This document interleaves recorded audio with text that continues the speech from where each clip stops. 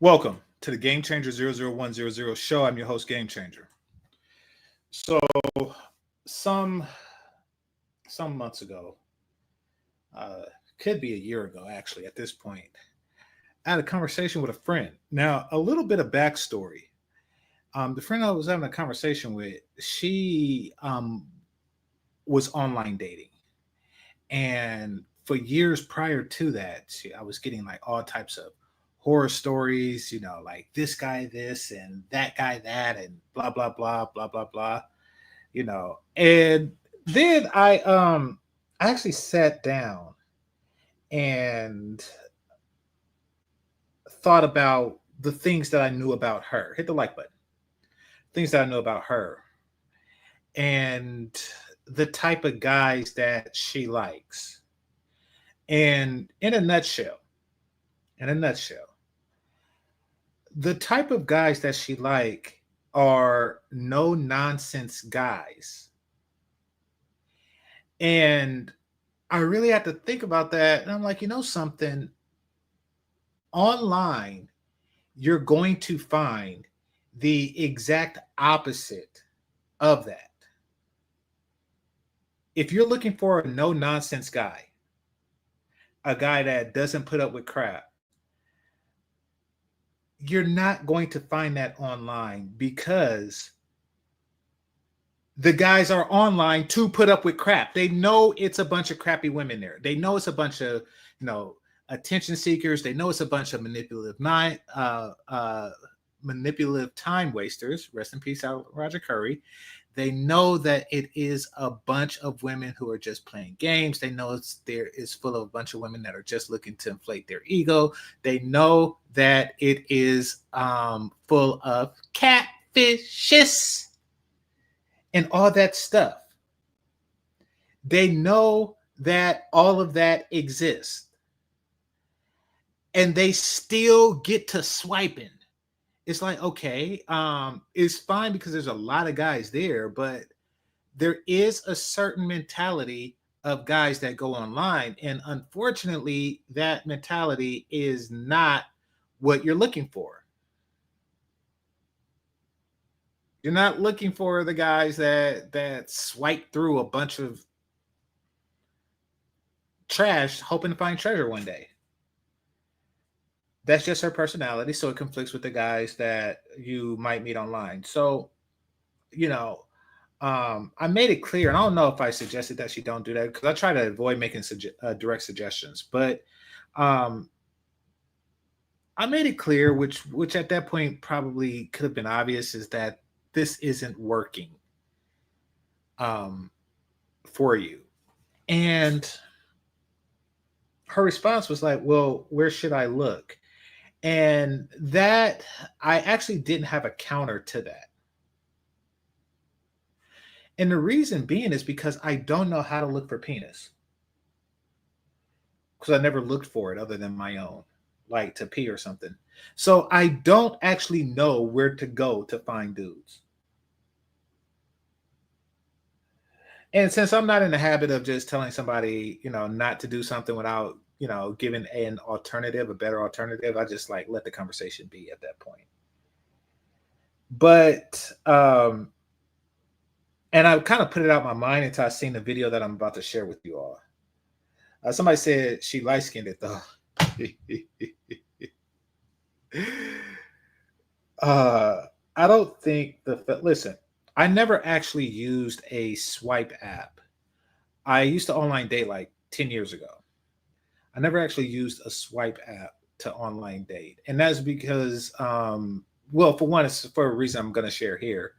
But a friend of mine told me a horror story. He told me a horror story about how his homie was hooking up with somebody that he met online, and she was mid, meaning that she was less pretty than he was handsome. And when she left and she left her phone behind, he took her phone and started swiping right, like on everybody. And I mean like everybody. He just, just like as a joke, as a prank. And then like immediately everything just lit up. Like, she got all these responses. And this is from like a woman who's physically unattractive. She's good enough to bed, but she's not good enough, to anything else. Hit the like button.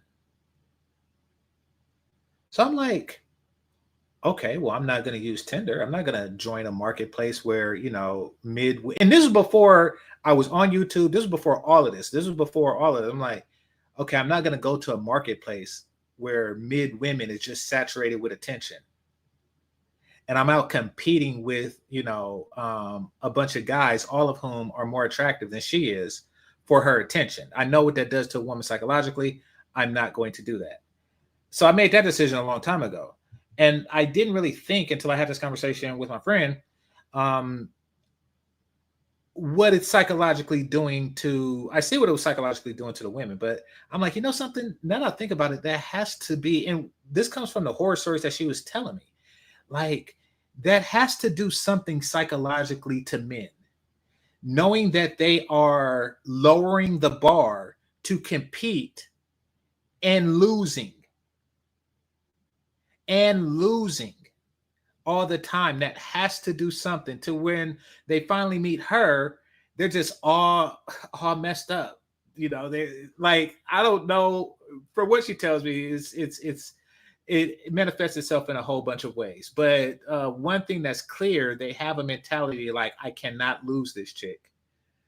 So I'm going to go through extremes, and the extremes, typically is what would turn them off or turn her off.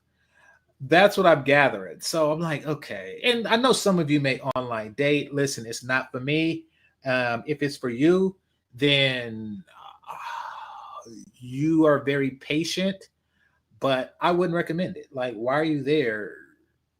Why are you there blowing up the egos of 1,000 women or 999 women just for the chance to get with one?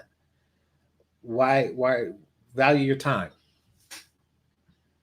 Hit the like button too. That'll be the only good swipe you did today. Yeah.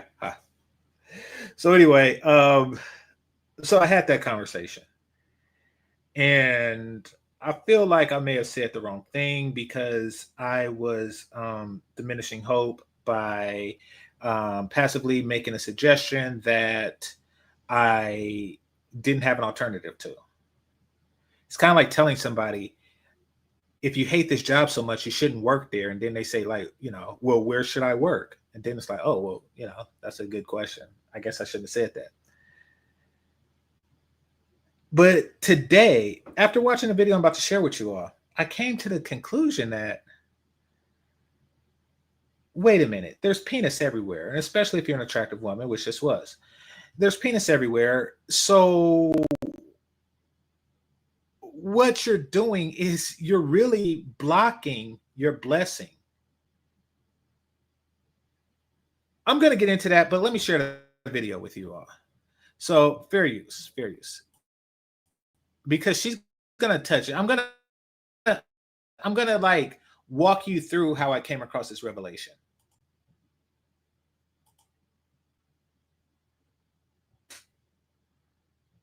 Somebody says she light-skinned it though. Y'all talking about the chick on the thumbnail. I got you. Okay. JB, thanks for being a channel member. Salute to you.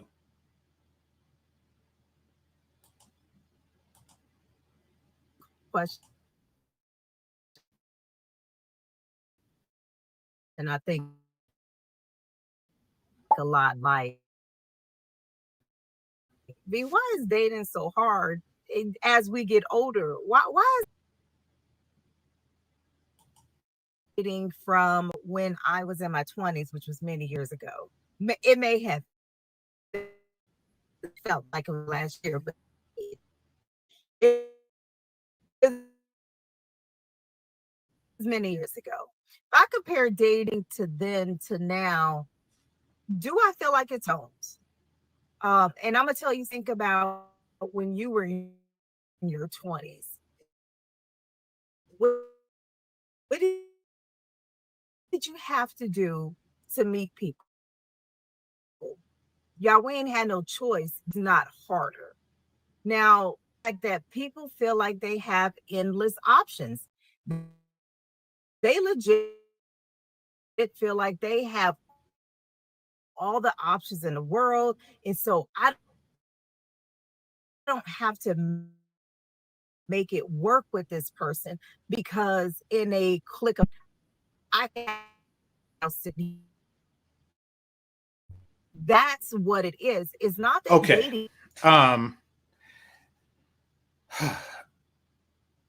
I would argue that it likely is harder. I'm not really sure where she was going with that, because she was saying that it's not harder, but when you're in your 20s, you're out more and it's easy to date. So maybe she's saying that that's counterbalanced by, you can date while you're inside. Now, you don't have to go out. You don't have to go to the clubs. You don't have to go to the, local college parties or something like that. You don't have to do these things because you could just swipe at the app. But she's going to talk about the complexities with the apps. So, there is that. Somebody said, how old is she? She's anywhere between 40 and 104. I have no idea with this makeup and stuff. I don't. And unfortunately, online dating has ruined that. When I work with clients, I always tell them, y'all, like for real, y'all got to. Okay. Now, the way she said that, and this is why I'm sharing this with you, because that's the advice I should have given my friend. Not to stop online dating, but to stop relying on online dating. See, here's what it means when you rely on something. Say you look at Target as the place that you buy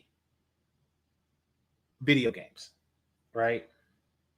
Like, I rely on Target to sell me video games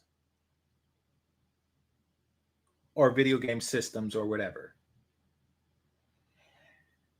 That means that if somebody offers you a better deal from another source, let's say the back of their trunk or something like that, you're not going to take that deal because it didn't come from Target. Like, that's your spot. You only, you rely on your barber. You only go to this barber. So, if something happens to that barber, you may miss an opportunity.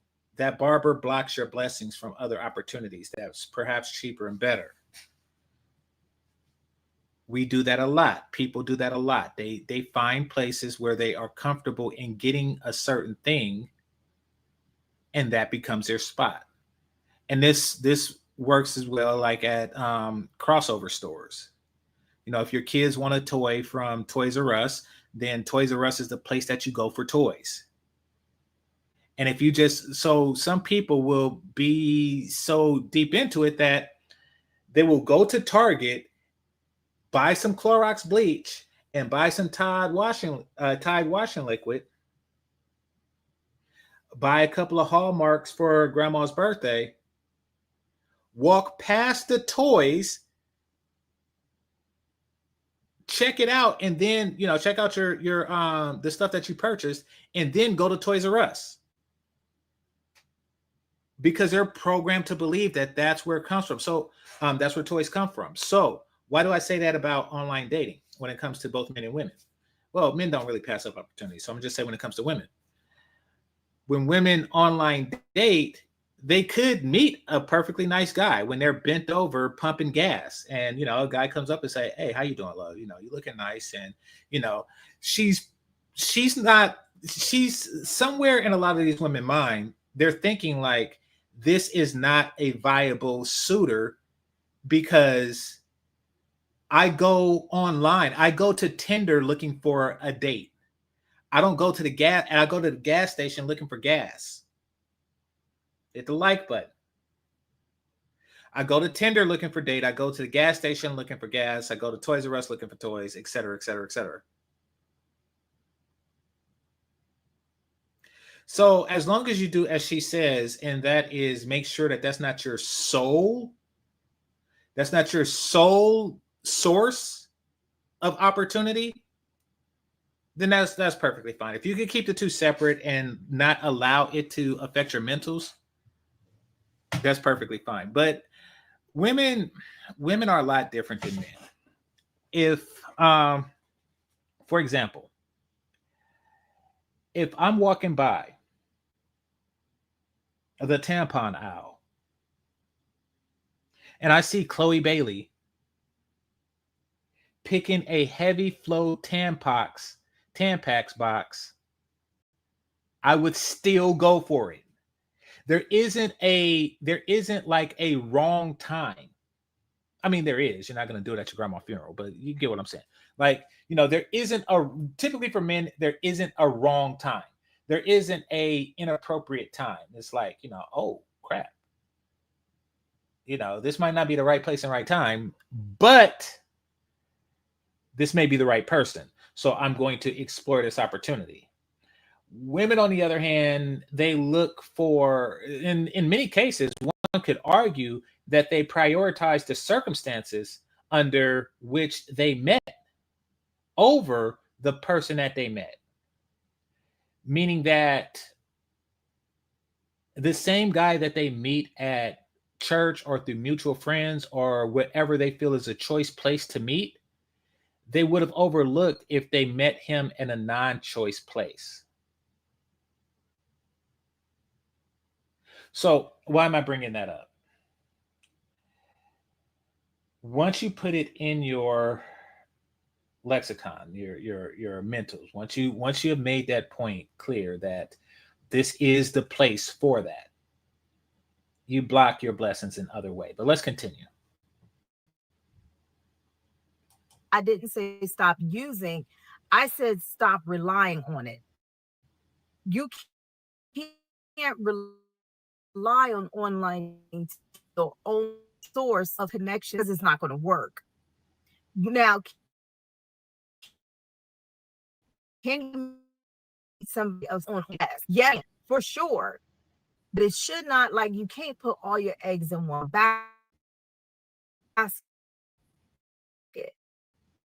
You have to gear and learn how with you. One thing that online dating does, it gives you plenty of options. Yeah, plenty of options. But the one thing that it definitely does is you will weed out a lot of people who you typically, like, I'm gonna give an example. Many years ago, again, in my 20s, okay, I met a man, and he was not my type. Let me just say, fruited to the tutor was not my type, but we went online dating and made really good friends, right? He's my frat brother. We connected in that way.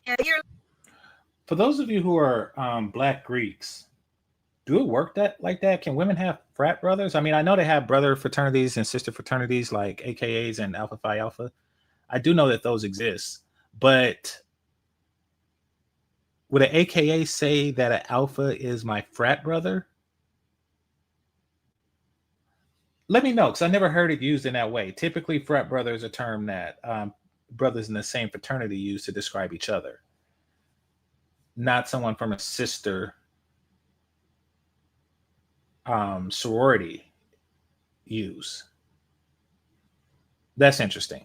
But, to piggyback on what she was saying on the other thing, yes, don't make it don't put all of your eggs in that particular basket. Be open to other opportunities. Now, somebody in the chat room said something interesting. They says they want a storybook / Hollywood romance, even online. Yeah, they do want that. That is favorable. In a very real way, that's what game is. You may not control the circumstances, but you do control what you say in that circumstances. In those circumstances. It's funny because before Will Smith started crashing out, he put out a lot of interesting and good movies, and one of them were Hitch. Now, part of his whole thing, was to get guys who women would normally overlook a chance with the woman that they choose. And the way that he did that, as far as the icebreaker go, was he set up the perfect scenario that they met under. So you had this like chubby white guy with a nice personality, so to speak, and then you had this attractive white woman with, I think she was like his boss or something. So with like all the money in the world and everything, all the money and looks and everything going for her,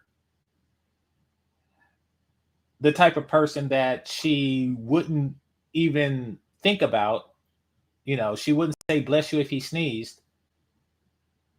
But because Will Smith, choreographed a perfect circumstances for them to meet, she actually gave him the time of day.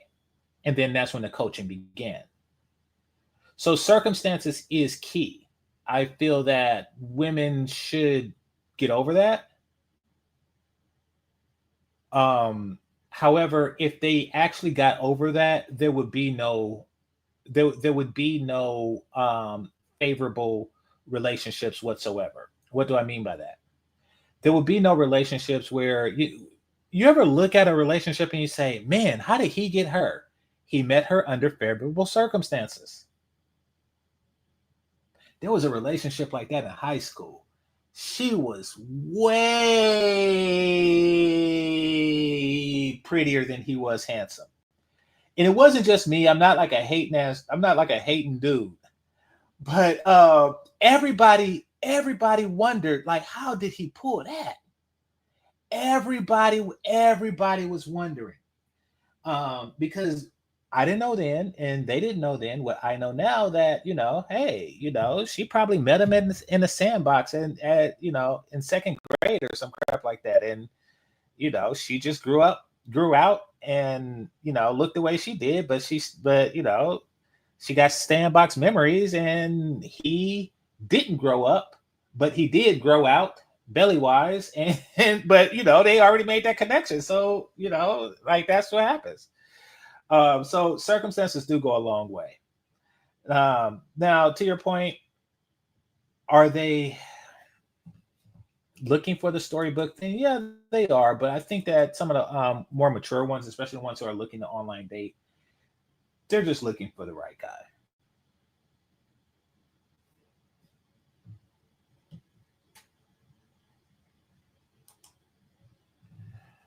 Sorors typically don't interact with guys who aren't in fraternities outside of class-related activities unless they're athletes. No, I'm not either. Have I had my fair share of sorority girls, black sorority girls? Absolutely. Would I have had more if I was in a fraternity? Absolutely. Absolutely.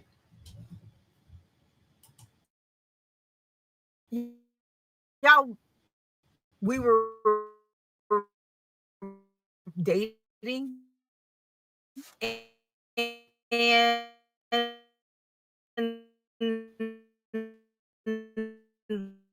probably 6 months after that, we were married. So if I would have, had I not hung out with him in person, had we not connected,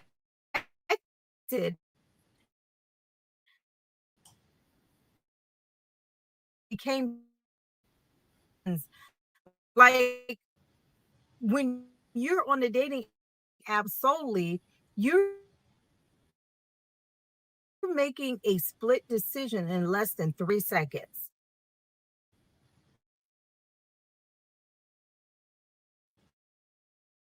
You're making the decision so fast. By this whole profile.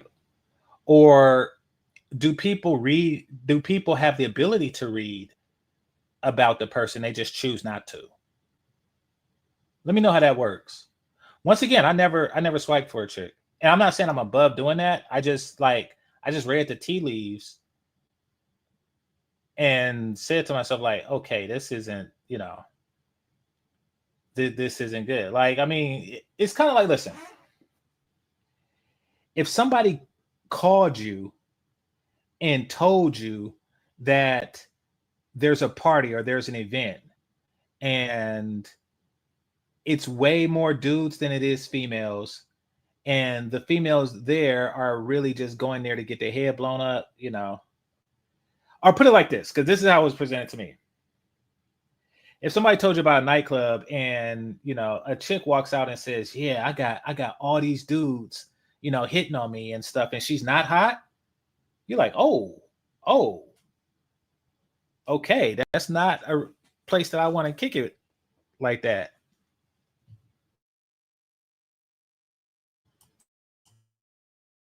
So when you're on online dating, that's what you get. You get these quick and fast decisions that you would not make in person. And that's what online dating has done for us. And then of course okay, well, it's always somebody, it's always what scroll options, like you scroll through everything, y'all gotta wait to see some new options. Don't act like I can tell me that feeling doesn't suck. It sucks. I don't, we make it harder. We're making it harder. We are looking at people. Okay, she's losing me. I'm trying to give her the benefit of the doubt because I agree with a lot of what she's saying. But the whole notion that I don't believe that dating today is harder, we make it harder, then it's harder. You may not agree with the reason that it is harder, but it is harder because we make it harder. Get it? Got it? Good. People on Instagram, TikTok, whatever, these filtered pictures, these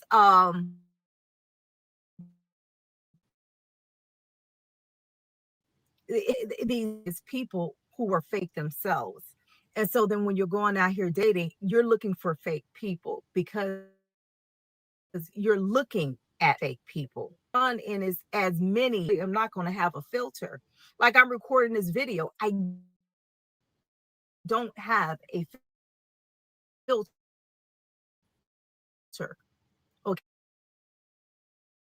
Okay, I'm recording with my iPhone in my car. But if I could pick a filter, which I honestly, I don't like the filters. I think some of the filters it don't even look like me. I feel like it's blurred my face. It look like one even tone. Okay. Yeah, I think that's the point of filters. And that was a problem that I noticed and that I came across um, while online dating, even before the swipe days, is that it wasn't necessarily filters, but um, you can tell that they master the angle of the camera, and they mastered the angle, they mastered the lighting, and they took several photos before they put one out there. Meaning that if you were with this person, the only way that they'll look like what you see is like once a year when they're washing dishes and the sun just raises through the dewy morn and hits them, on the slight dusk of the kitchen window, just at the right angle. And it's like, ooh, you look like your profile picture. It's like that. It's like that. So I can imagine what they started doing since with the photos and the photoshopping and all that stuff. And what's worse is there's a mentality that goes along with that. And the mentality is that they actually think, this is how women think. Women actually think they are, women actually think that they look like a man thinks they look. say you have a woman with A cups, and then she goes out and gets C cups, and guys are really just complimenting on her. She accepts those compliments. She embraces it like, this is who I am. So all the attention that she's getting from pictures that don't look like her, she actually feels like she looks like that person. And the only way to that she will leave her delusion is when you see her in person and you start to treat her different. Believe it or not, even dudes with no standards, they do treat beautiful women different than they treat unattractive women. We can't help it. We're just wired. You know, I know there's guys out there that say, no, women are women. I treat all these women the same. No, you don't. No, you don't. I know damn well I don't. Listen, quick story. All right. I met a chick, wasn't attracted to her. I met her like, I think it was like through some blind date means or something like that. I don't know. Maybe it was online. And she was talking to me a lot. Now, keep in mind when I say she's talking to me, I mean she called me. I didn't call her. And she was driving the conversation because I wasn't physically attracted to her. You know, she was good enough to smash, but I was putting in very minimal effort to smash. So like she was on the level of, you're good enough to smash as long as you make it as easy as possible. And I don't have to make any effort whatsoever, not even maintaining a conversation, which is something I'm very good at and something that comes naturally to me. So during the conversation that she was trying to keep going, she asked me when was my birthday, and I'm thinking like, oh crap, this is a zodiac bitch. And I told her my birthday, and she said, oh my gosh, my birthday is the exact same day. What are the odds that our birthday is the exact same day? And I said, well, the odds are 100 and or 361 in 365.25.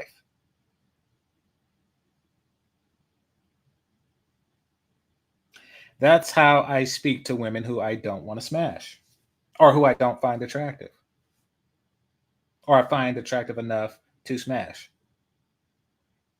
Now, fast forward maybe 2, 3 years later, without even remembering the last incident, I'm talking to another chick who I was very physically attracted to.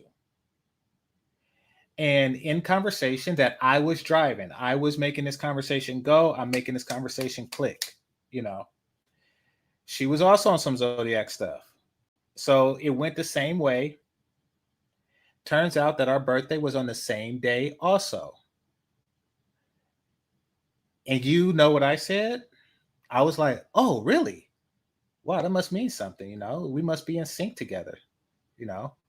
Like we belong together. Just saying. No, I didn't say that last part, but you know, I didn't say I didn't say the 1 in 365.25 thing. We innately treat women we are attracted to better. So yes. Let me go back some. Because I actually forgot how I got on that.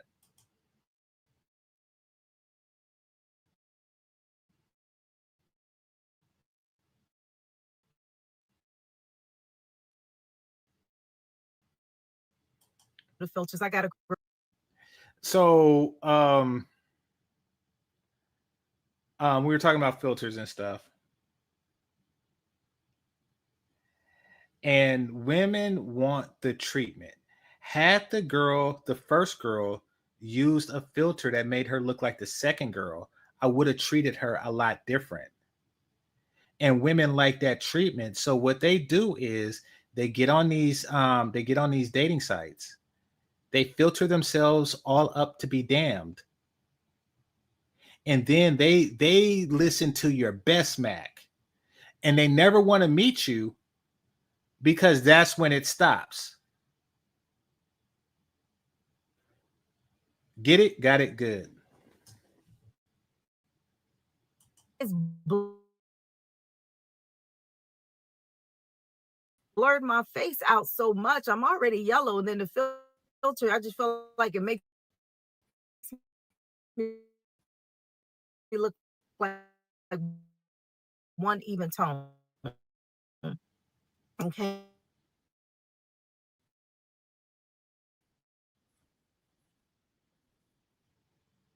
Okay, let me let it buffer for a minute. All right, somebody says great stories. By the way, somebody called me corny. I guess it was corny. I mean, I know I said something and it was kind of corny, you know. Probably because I was there isn't really anything smooth you can say to that. Like even to this day, and if you're a better man, then tell me a smooth response to that. And I'm typically very witty and articulate. There really isn't a smooth response to that because that is something I truly don't care about. I guess the smoothest response would be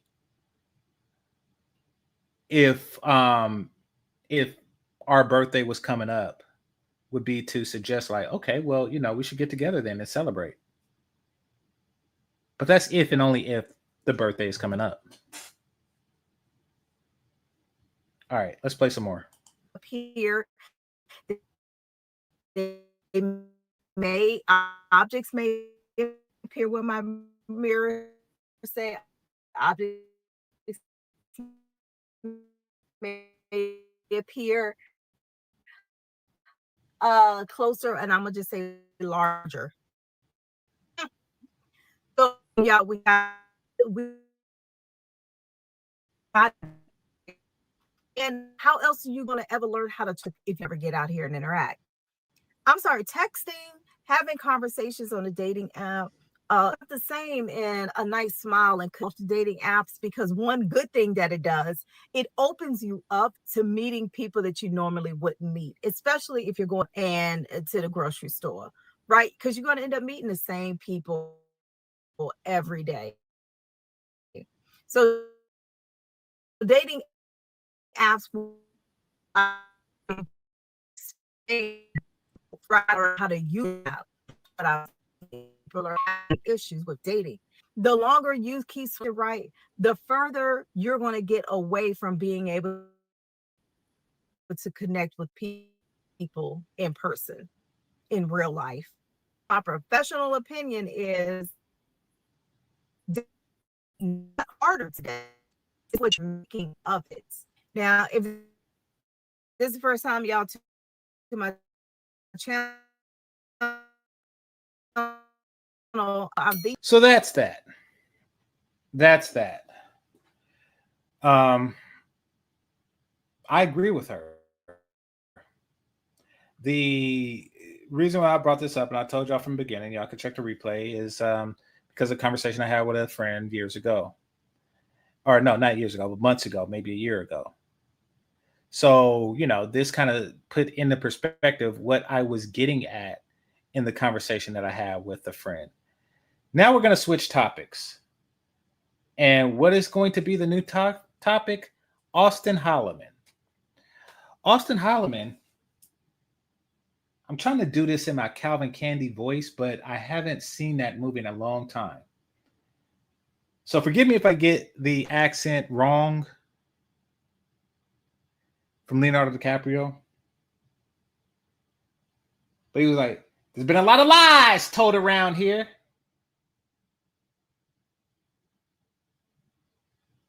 There's been a lot of lies told around here coming from Austin Holloman. So for those of you who don't know, I really shifted my view on Austin maybe like 1-2 years ago when he just said the passport bros are selling you a dream. He did a video saying the passport bros are selling you a dream. And then, he started talking that the passport bros won't tell you that the women locally, he was in Sao Paulo, Brazil, prefer white guys over black guys. And his point of reference was that I'm more handsome than this guy with the red beard Therefore, this woman should be giving me googly eyes, but instead she's giving it to him. So I don't like this country because she's flirting with him more than me. That's literally what happened. I don't like this country because she like him. That's literally what happened. It was a very weird thing, and he put it on Passport Bros. Like, like they sold him a dream that they would prefer that all Black American men have first right of refusal over white American men. I don't know what was the dream he assumed, but it was a very weird reason to leave, and a person has a right to leave if they want to or not, for whatever reason. It wasn't that. It's the fact that he decided, or he tried to thump on Passport Bros on his way out the door. That I didn't appreciate. So that's what I had to, that's what I had to respond against. Now, speaking of a lot of lies, recently there's been some recent development. And it's not just this one incident that I'm about to share with you. And it's not just the Jay Rillo stuff like that. It has been made abundantly clear that Kenyans are on the same stuff or worse.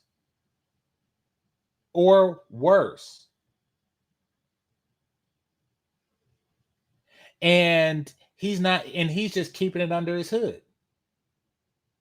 Now that I don't appreciate, because I'm going to share with you the effects of such behavior. Here we go. Shout out to Cortez Smith for giving it to me. I've seen this in other places. Shout out to BMT. But Cortez Smith gave it to me before everybody. Pause. He sent me the link before everybody. I guess that's a pause too, but fuck it. I don't pause. All right.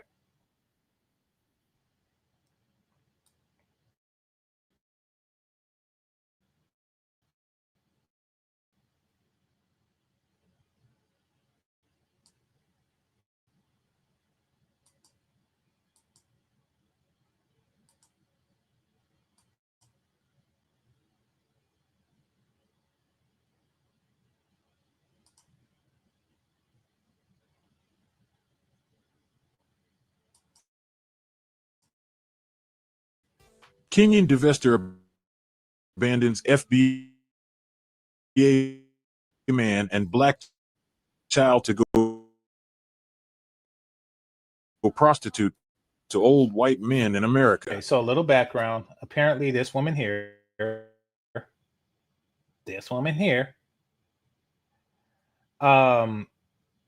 married a Black American, became an American citizen, and now she's dating white American men, and she left him.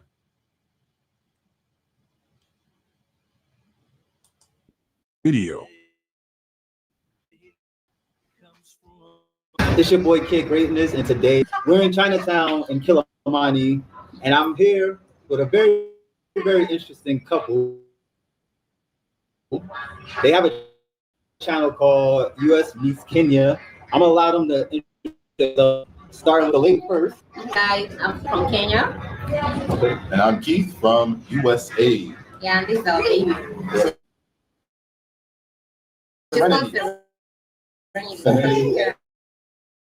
Yeah, she's adorable. She's adorable. Tell me a story. Sorry. Alright, so I was online and I was like, let me try matching Black American. Yeah. See how it goes. So when I saw his profile, I swiped back on him, and then he said hi. And then I was like, I don't feel like replying to him. So for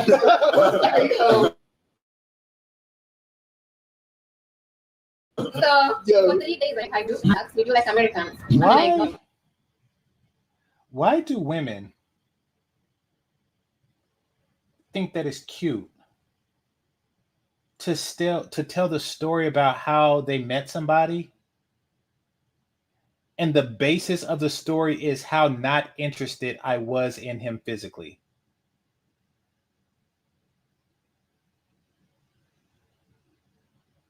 Now she's lying. Let's start with that. Let's start with the fact that she's lying, because she just said, I swiped right on him. I swiped right on him, but I was not interested in him. But he just kept. Wait a minute. Couldn't you have blocked him or anything? Like, what's going on? What's really going on? So it seems like, even though that story isn't true, they just like telling it that way because they like to appear pursued.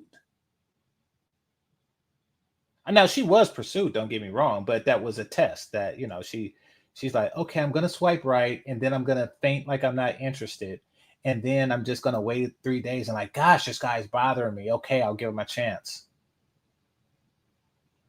She's playing hard to get.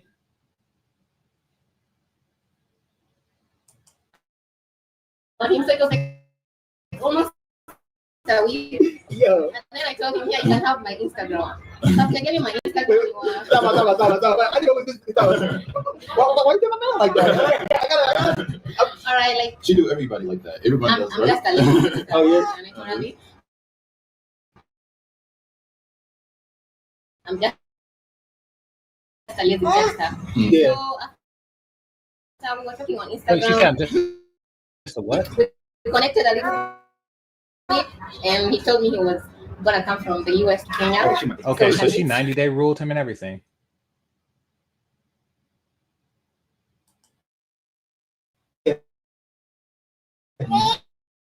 So his flight was arriving at 5 in the morning, right? So I had to wake up at 4 in the morning just to go pick a man at the airport. So I got up at 4 in the morning, I got ready, I was at the airport by 4. Then the flight delayed, imagine. And I was there with heels, standing. So I was standing from 4:30 until the morning. That's the flight delayed by hours. And then when I saw him, I picked and I liked him. How did you feel? Yeah, I thought like, okay, so I knew my flight was late, right? Yeah. So I figured that because she Okay, I told you. It's a lot of lies being told here. So you wasn't attracted to his pictures initially, and then when you found out that he looks like his pictures, you were attracted.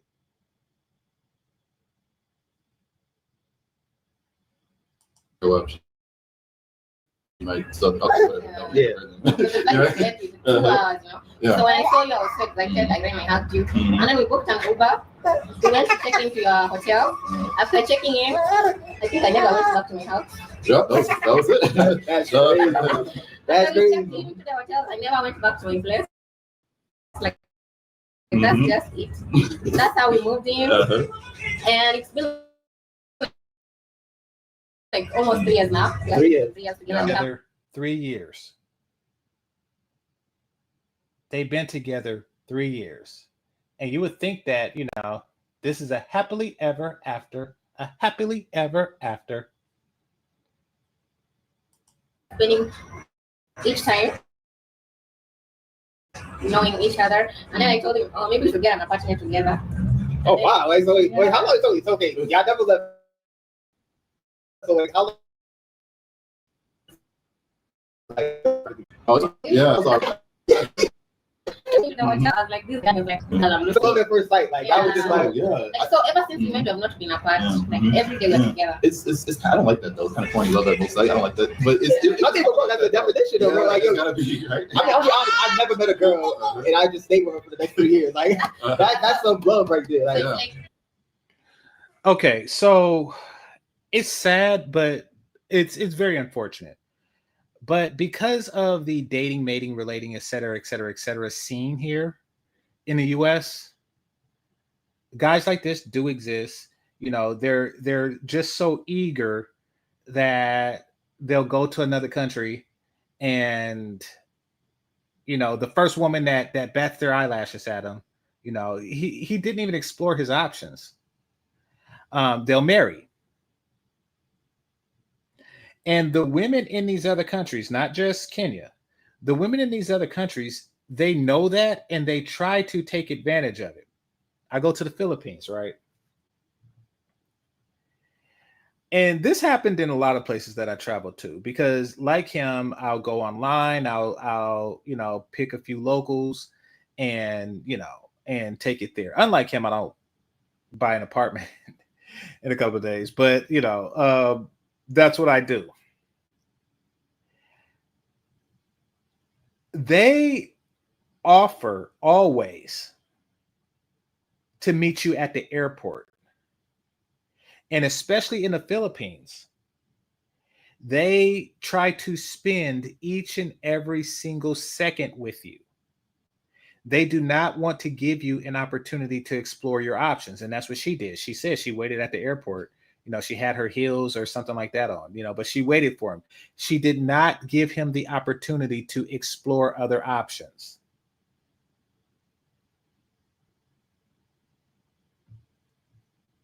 And then, she got him. Now, by the way, when he say that we got an apartment together, it means that he got an apartment for her. Because she lived there, you don't. And she lives in that apartment when you're not there. Just like I didn't get us a stove when I bought that woman a stove. I got her a stove. Matching someone online, you meet and they just get like that from the first date. So I just went to my place, I picked my bags, and I went to the flat. Yeah. So and he's like, I'm not going to And when he was staying there,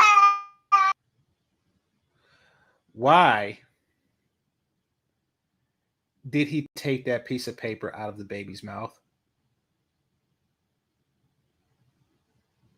Do you think your hand is cleaner than that little piece of paper that the baby nibbled? You just like, oh crap, let me take care of this. I don't know. Just funny thing. Oh dang, she got that. She is Kenyan. Look at the forehead. Look at the forehead on that one. All right, it says, does your Kenyan boyfriend know you're busy looking for Manzugu husband? And then it gives like a sinister cry laugh.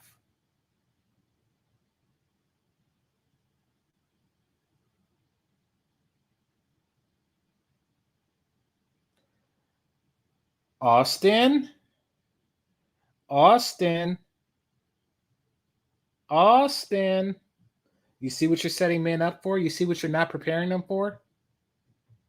Oh, women like this only exist in Brazil. Kid Greatness, who kicks it with Austin, did this video years ago. So they know about this. They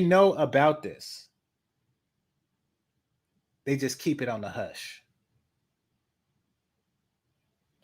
So, by the way, she said Kenyan boyfriend, which means a number of things. One of a couple of things. One is the most benign, and that is this was done before she got married to a Black American. Before she got married to a Black American, she did this video, which is more fool him because he should have came across this video before he came across her. Yeah. Huh. So, yeah, that's one possibility. Second possibility, she's married to the Black American guy. She has a Kenyan boyfriend, and she's looking for white Americans. And she's not even saying like, does your Black American husband know that you're busy looking for Mazungu husband? By the way, Mazungu is like wealthy white person. So interesting.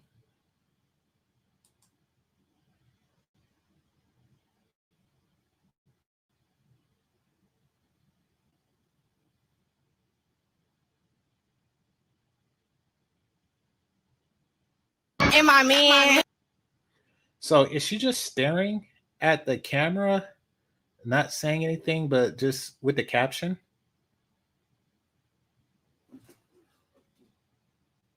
How much did you pay for the shot? I don't know.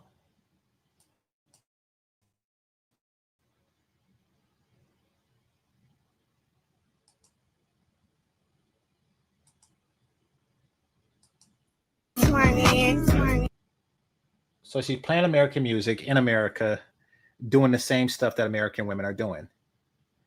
But have Austin tell you, oh no, these women are blah, blah, blah, blah, blah, blah. Now, keep in mind, she's hotter than all the women that's been at Austin's party.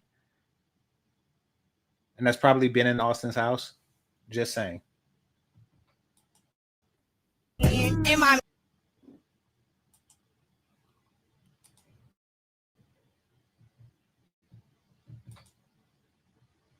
Oh, that's what she's doing. She's showing off her holding hands with a white person.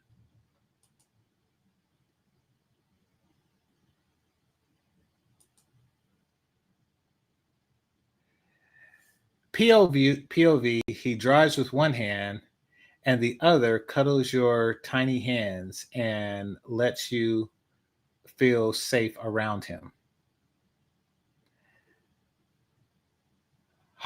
Is that your wife?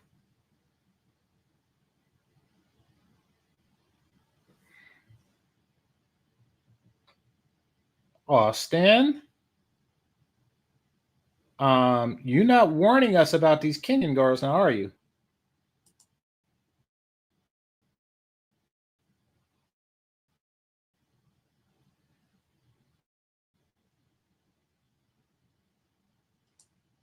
Dang, this is a long video of her holding this guy's hand.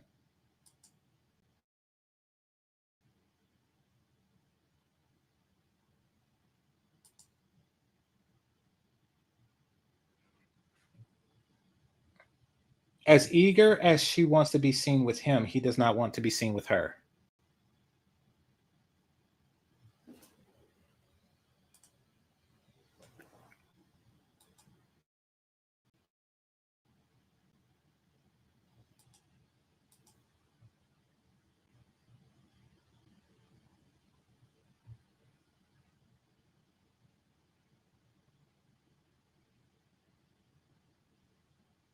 Why is she doing like the same?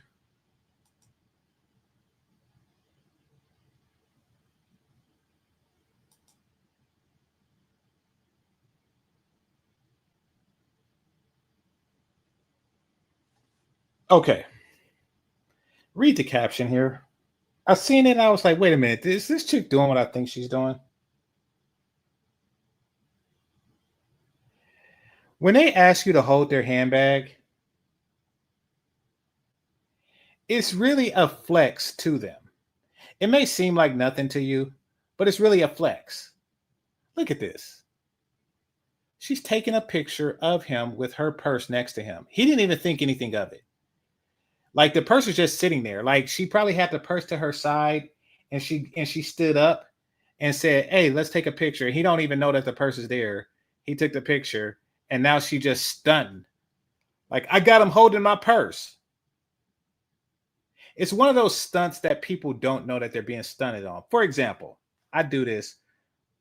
I've done this more than once, and that's because I'm a sick and twisted human being. Hit the like button. Every now and again, if I'm messing with a white girl, I'll pretend to drop some Q-tips. And then I'll say something like, hey, baby, could you get those for me? Now, I don't post it, but y'all want to know what I'm thinking to myself? I got this white girl picking cotton for the ancestor. She picking cotton. Pick that cotton. And she don't know. She thinks she just picking up. She thinks she's just picking up Q-tips, but nah, I'm getting off on that shit. And he thinks that he's just sitting in the golf cart when a chick had a purse next to it. But no, she getting off on that shit. She is getting off on it. She getting off on it. Don't do what I do. Y'all do your own damn things. Do your own damn. I'm looking at the chat room. I got a feeling that some of you are gonna just start dropping Q-tips in front of white girls.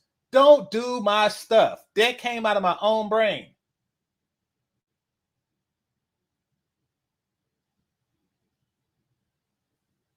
Then next thing you know, I won't be able to do it again. All it takes is one white girl with a TikTok account to say, hey, how come black dudes are always dropping Q-tips? I bet you they're getting off on this. Don't blow up my spot. That's my pleasure.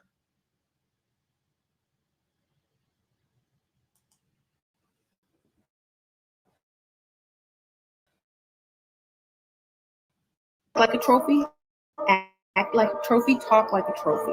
Okay? Treat yourself. Make sure makeup is on point. Make sure your clothes is cute. Accessories. Walk. Have confidence. Smile. Smile. What? Whatever room you walk into, people are going to see you. Their clothes can't be normal. She follows Share 7, which was a red flag. Now she is in Las Vegas pretending to not have a child. She literally abandoned her black child to go. Take a look at what's going on here. Take a look at how she's dressed versus how the men in the background are dressed. Take a look at that. Because black women do this a lot. They overdress for casual events. And it could be that she's a literal prostitute, because they do that too. And she is just twirling around like she is living the most luxurious life, while it's a white dude there with just, skinny jeans and tennis shoes. Like, that's just a regular day that's just a regular day. She's like, yes, everybody look at this. Look at this. Living in America.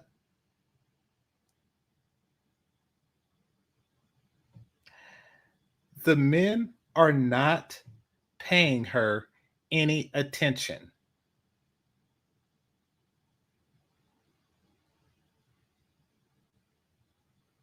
The men are not, and rightly so.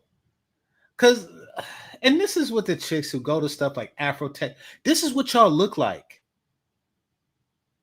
This is what y'all look like, because it's like, okay. Well, all right. Have gutter sex with white men and who don't want to be seen with her in public. Look at the background. Anyway. Yeah, because another one. Yeah, so whenever you have like an event like this and the women are like ridiculously overdressed compared to the men, this dude literally has a Star Trek uniform on. He literally has a Star Trek uniform on right now. And not like the Next Generation or Deep Space Nine or Voyager or something like that. No, not new Star Trek. He got Captain Kirk. He has a Captain Kirk uniform on right now. That is how not serious they're taking this event.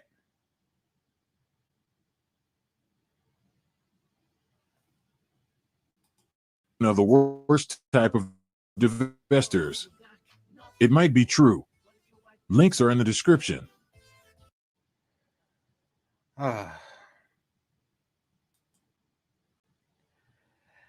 At some point, Austin has realized this side of Kenya. And he said nothing. He said nothing because he can't say anything. Because, he shitted on Brazil, and after he shitted on Brazil for the same reason, he can't go to Kenya that he praised for the last year or so and take it back. He'll have egg on his face. He can't take it back. So, he's just sitting with the lie. He's having, parties with, women that are literally twice his age and twice his weight and 3 times his body fat percentage. Actually, 6 times his body fat percentage, excuse me. And he's just like making it look like, oh, we're gonna have a funky good time. It's like, this is the lamest party ever. His parties is actually lamer than my grandma's birthday parties. I kid you not. I look at what he has when he do his party videos. I'm thinking like, so I have more fun when my grandma turned 85 than I would at that function. So, yes, he is selling some type of, he's selling an alternative. He's selling an alternative.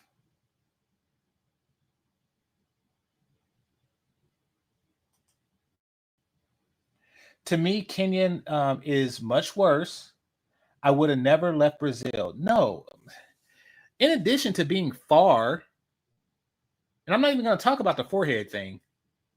In addition to being very far, he literally had hotter women admit on camera to letting them smash, or that they were willing to let him smash in Brazil, but he's like, oh no.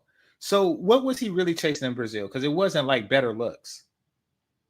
What was he really chasing? He was chasing validation.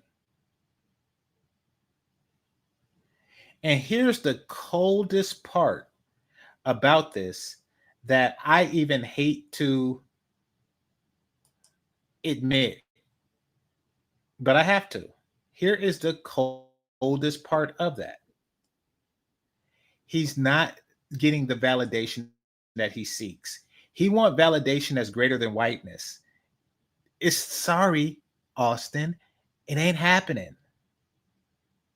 It ain't happening. So I was just on BMT's panel, and the people who are in Kenya were admitting that, oh yes, if when Jay Rillo disrespected that black woman, that Kenyan woman, we group up and we unite all 42 tribes of Kenya, to get him. What if he was white? Oh, if he was white, that's cool. That's cool. We just let that slide. It's like, wait, what? It's not disrespecting women when white guys do it? Is that what I'm hearing? And yes, that is what you are hearing. Hit the like button.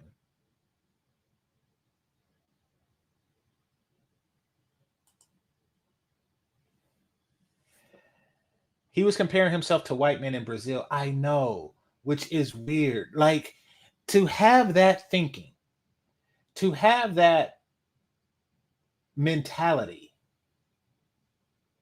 is just absurd. It really is. You're basically saying that when Austin is the type that when he's kicking it with you, he gets mad if you pull a hotter chick. Can't stand dudes like that. Because what do they do? What do they eventually almost always wind up doing? Cock blocking. Like, that's where that leads.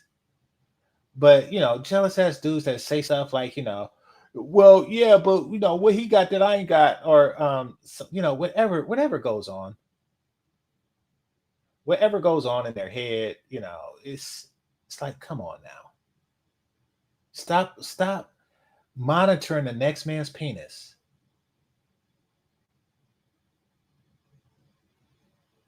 And then he just went after like all the passport bros after that. The stuff is pathetic. I mean, it really needs to stop. But and then on top of that, he's setting you up for a lie. To add like the ultimate insult to injury, he's setting you up for a lie. Hold on, I'm trying to find this one video before I leave. I'm thinking that Shay Sade covered it, but Shay Sade pushes out a lot of content, so it's hard to find stuff on her channel. So I'm gonna see if I could find it on YouTube proper. Let's see.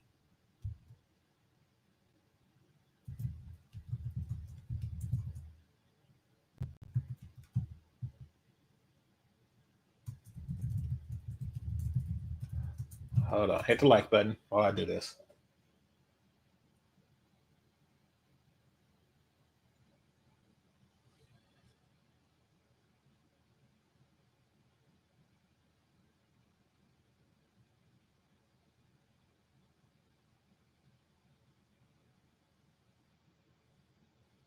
There's actually a video called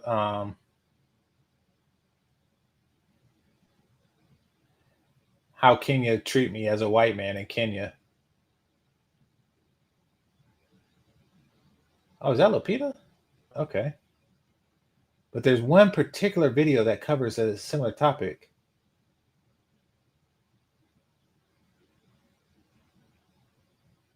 That I want to get into.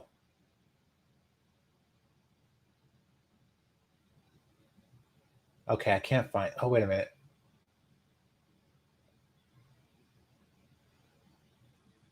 All right, here's an O'Shea Duke Jackson video while I look up the one I was looking for on the same topic.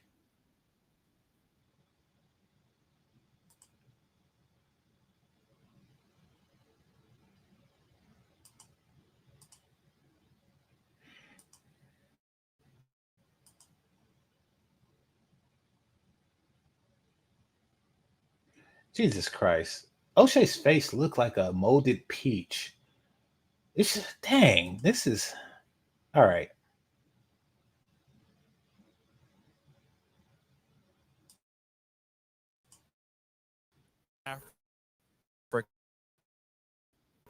For about 14 months straight. And of course,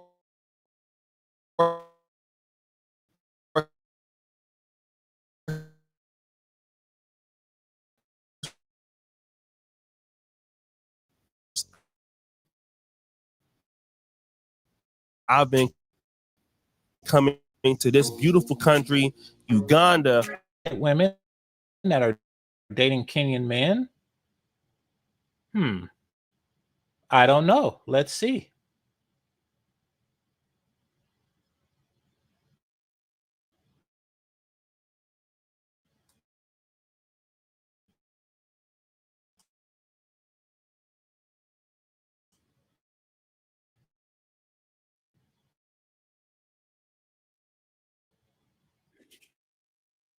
To like let it A lot of buffer. times,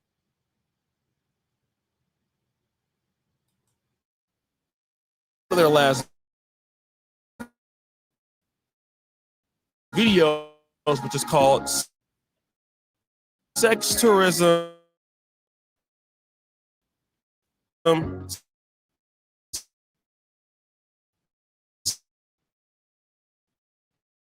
Secret Love, or something like that. What's going on in Kenya? And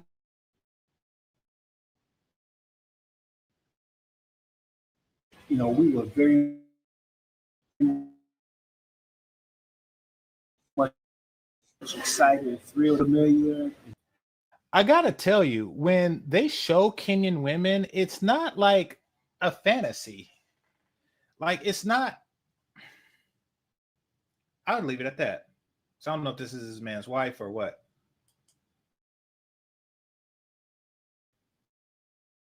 We are accustomed to back in the States, right? Right here in Mombasa, which is actually where we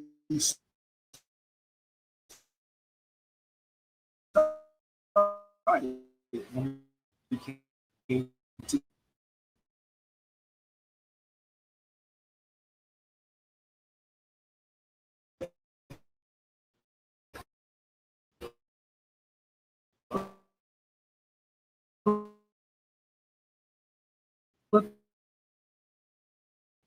Beautiful, by any stretch of imagination, but they're right in the sense that she could get a more attractive and perhaps even wealthier Black American or Kenyan man. She is hot enough for that by Kenyan standards, which is low. So this is a problem that O'Shea was aware of. He met Austin. Austin, became aware of, and he still just promoted, Kenya like, oh, there's so much Black solidarity and blah blah blah blah blah blah. Man, it is cap. It is cap. He is selling you a dream.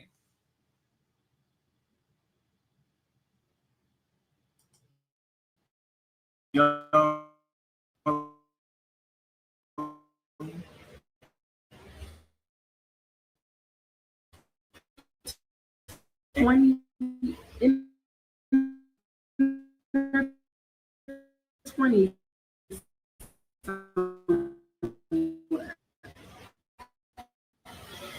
definitely in their 20s. Either be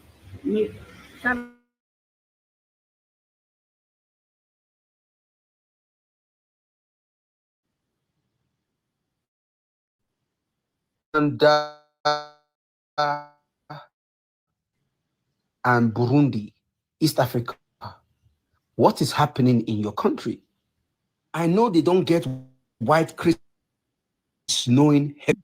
Your mothers be telling for you all to be with the Santa Claus. Merry Christmas. Now, in this next clip that went viral, here you have an older white man bragging about dealing with a younger Ugandan one, and he's even encouraging more American men to come and do the same. White men or older white men? So it's like, it's the older white. Mm-hmm. Even my neighbor. Oh! Yeah. No, Hold on. Yeah. Story time! Talk about it. Okay. So, chilling, porch. Mm.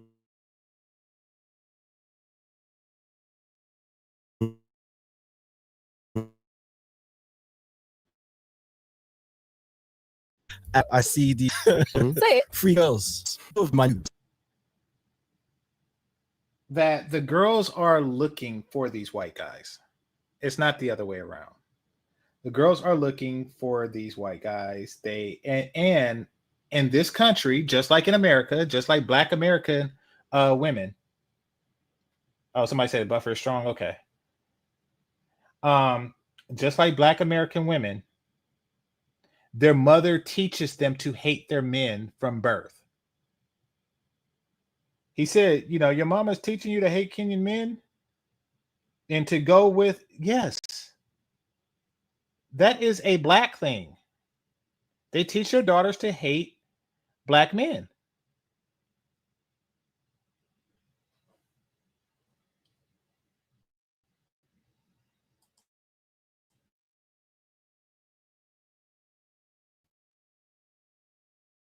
I only know from my gigs. Now they know where I live.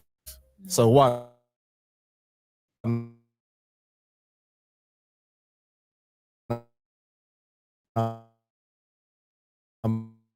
already annoyed. And they go up. Yeah, well, to a white lady, Belgian guy. Okay.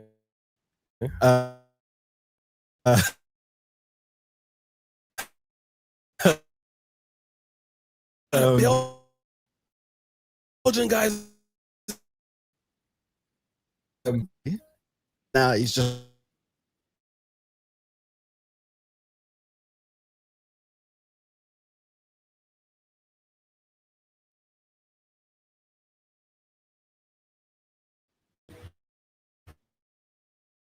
60 and up.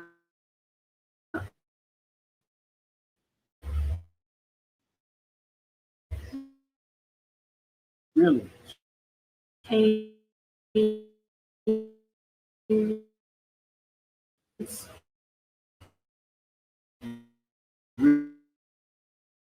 Really? And the weird thing.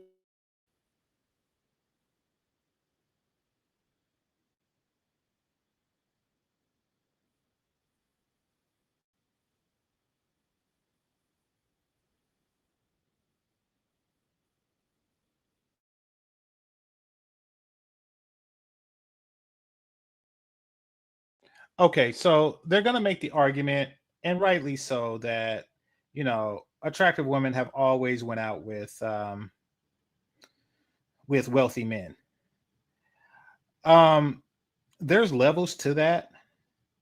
Now, for one, it doesn't mean that you have to be hostile towards your own, and two, you do what you do and you make your money, et cetera, et cetera, et cetera. The problem, I'm going to tell you this, the problem comes where people like Austin are selling the whole concept of cultural loyalty. Because I'm going to make a definitive statement, and that is, on average, per capita, Kenyan women are not hotter, are not hotter than, the women in Brazil. So he goes to Kenya and he sells the concept of race loyalty.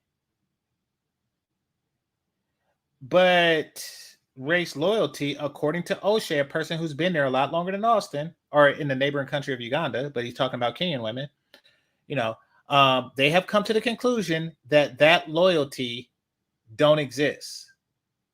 These hoes ain't loyal. When the rich man wants them. And by the way, white, especially old and white, is dollar signs in their eyes. Yes, there's a possibility that he could be homeless, but there is a likelihood that he makes more money than any Kenyan man that you have. That's asking for your number. That's trying to see what color your panties are. Chances are that's the case, and they are going to work on that. They're going to act on that. So when that happens in Austin, don't trip. I mean, like if I see a woman getting all cheesy in front of a older white dude, I'm like, yeah, well, she probably feels that he might have money. And maybe he does have money. They're doing the math in their head. And, women in math, but in their head, they're calculating that,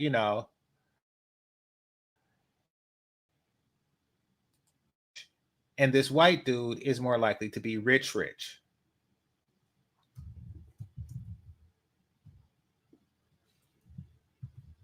Hold on. I'm trying to see if I can find that video on Shay Shardays. It was a really good video that really just highlighted.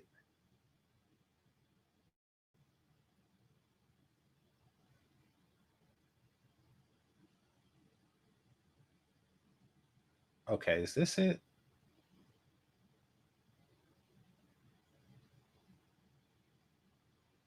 I think this is it.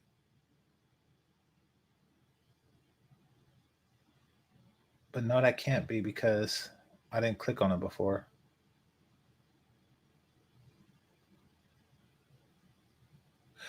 Here it is. She just didn't have the word Kenyan in the title, but I think this is the video I was looking for.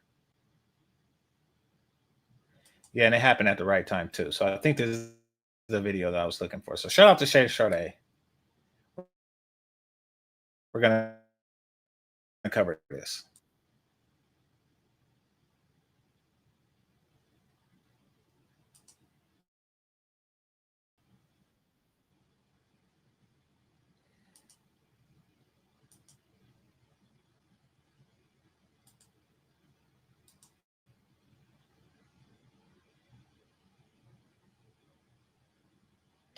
Oh, and by the way, And this is something else that should have been obvious to Austin. The fact that they have a name for it means that it is something that is commonly done. They have a name for it, a mazungu. That means that it is something commonly done. It means that it's something that Black girls in Kenya want to do. Just like white girls have a word for BBC. We all know what that is. It's not the British Broadcasting Channel. They have the word BBC. Why? Because it's something that they like. It's something that's commonplace in their life. They have a whole Swahili word for it. Let's continue. For mental issue. The way they,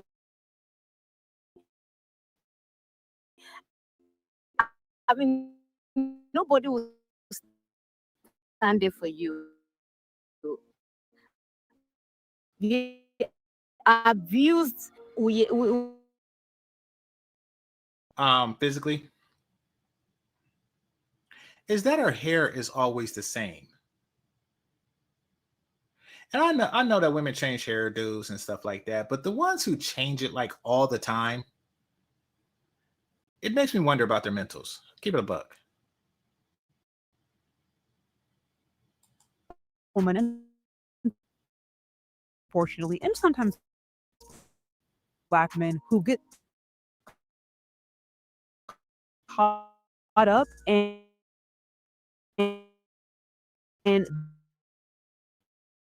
the propaganda associated with interracial relationships. I am not saying a lot of propaganda.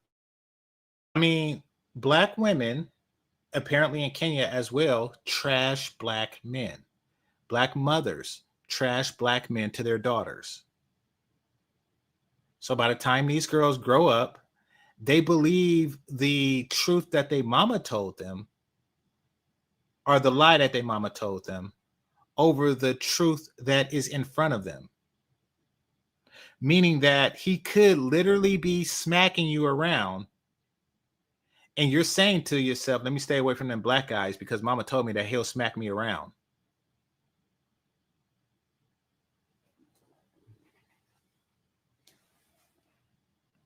Things of that nature.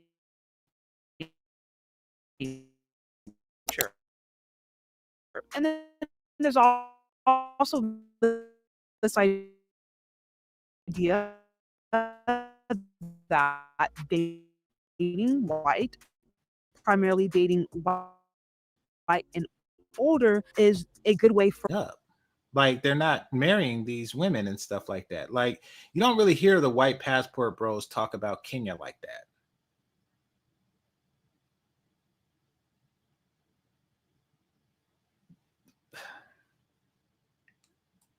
If we haven't already, but I was sent this video from a Kenyan woman.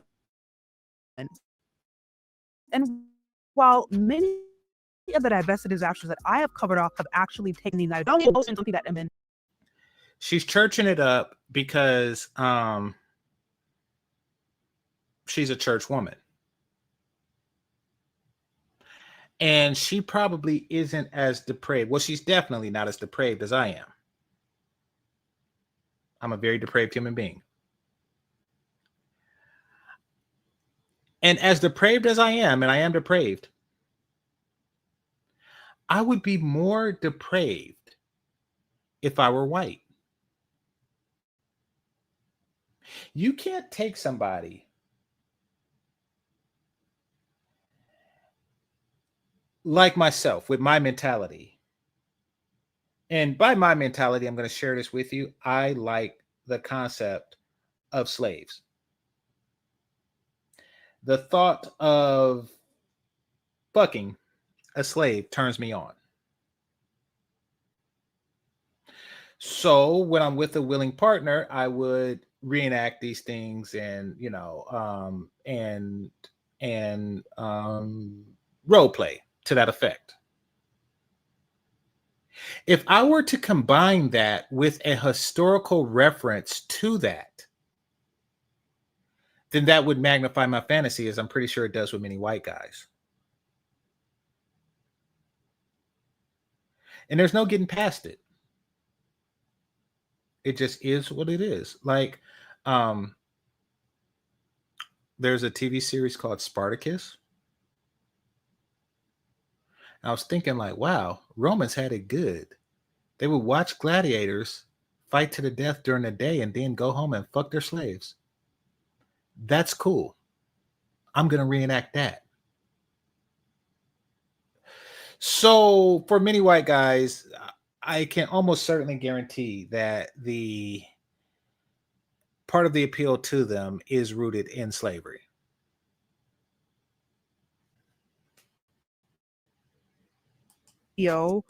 From a Kenyan social worker who really just completely obliterates and destroys. When they are ultimately struggling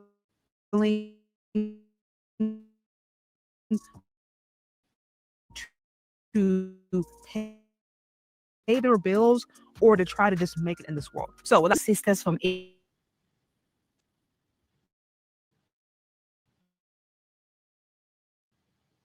I'm a social worker. My name is Becky. I live in Sweden. I work in more for mental issue. The way they I wouldn't say they have mental issues. They're just as screwed up as I am.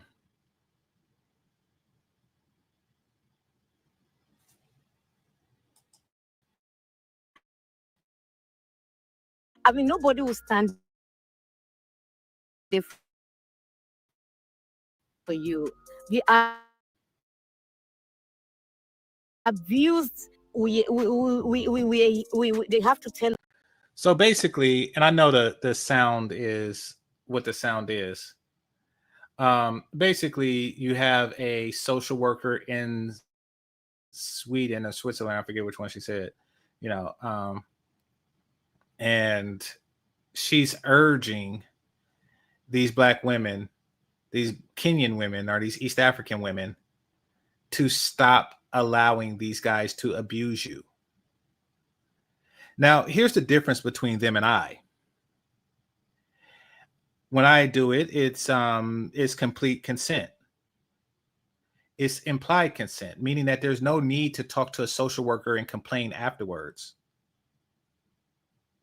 See, they're talking to the social worker looking for advice or ways to endure the abuse that they don't want. They're not getting off on it, but he is.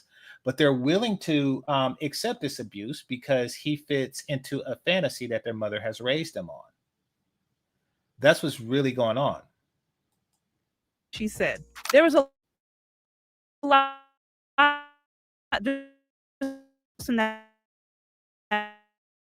little 30-second clip. She said the abuse, you don't have to go through that. That is Shay not a Sade way. is not going to like that I'm saying this, but the truth of the matter is, it is a way to escape poverty.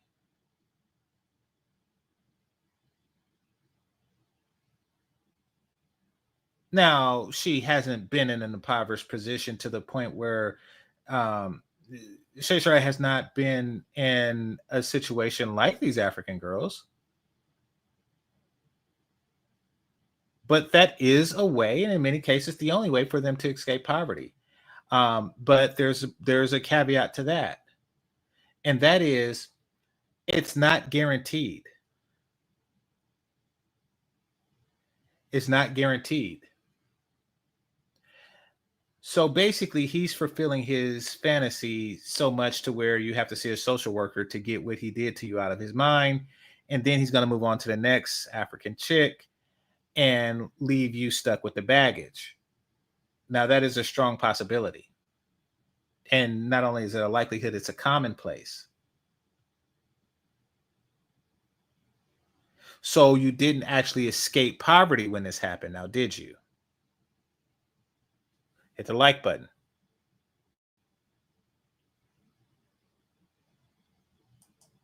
Basically, insurance policy as their way to escape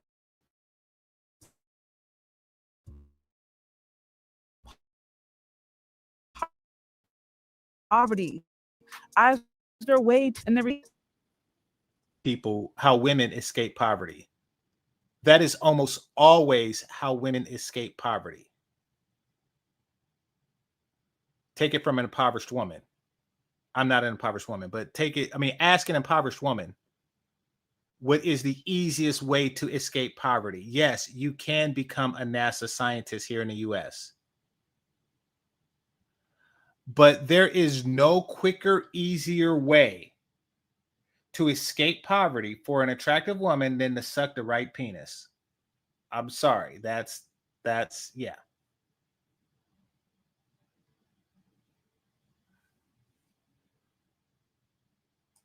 like marrying to a higher class. Like that rarely happens. People, by and large, tend to marry within their own social class to manage these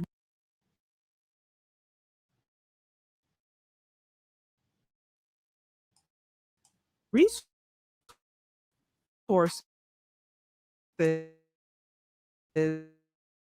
through marriage.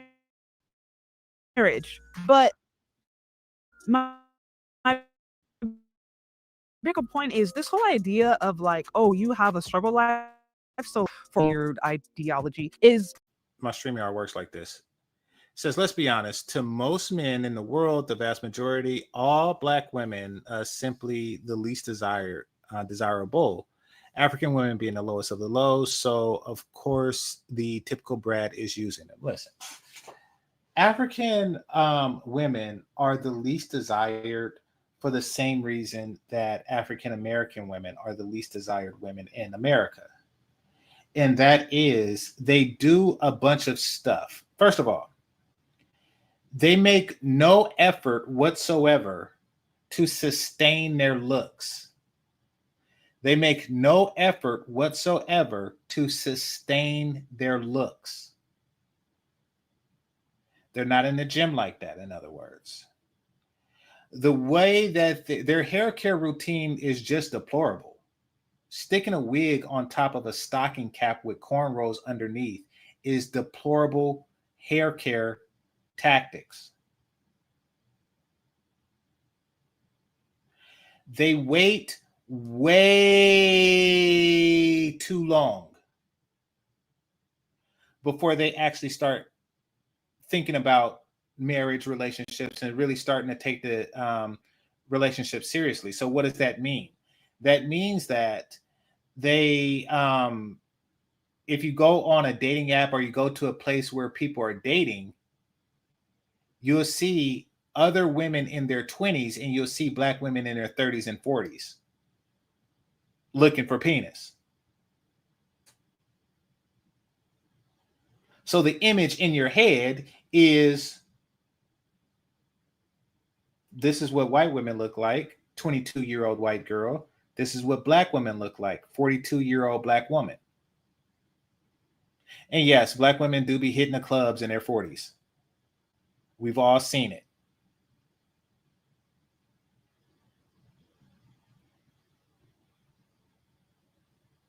We've all seen it. So yeah, it's not that they're genetically bad. It's just that they're culturally, and people act like, African women got different culture. Like, they're like this. It's like, no, they are Black American women in waiting. How do I know? Watch their entertainment. In fact, I could show you better than I tell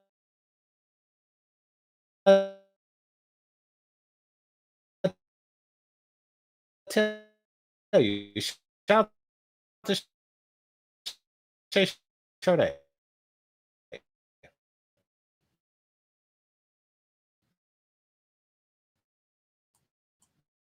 Secondly, when a woman is out there and she's desperate and just looking for For her those of bills you who and don't know, Shay Sade is basically saying that, not every white dude is rich. And the ones that are typically with Ivanka Trump types. Like, how many baby mamas do Elon Musk have? None of them black. Like Mark Zuckerberg's wife. Like, I mean, come on now. Like, let's be clear. If you are a wealthy white dude, then chances are you with an attractive white woman. And that's not racism. That's just proximity. Like, they're going to see your potential at a young age and they're going to clamor towards it. Because they don't wait until they're like 35 to start taking relationships seriously.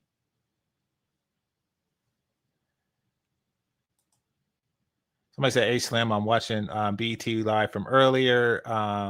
You funny as shit on that live. I love the comebacks. Appreciate you, brother. Appreciate you for coming through."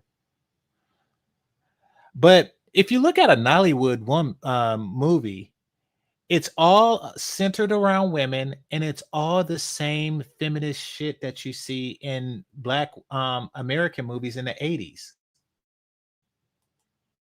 It's the same crap. And they're fat.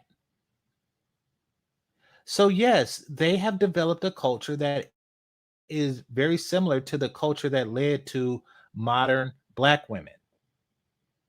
It's a powder keg waiting to explode.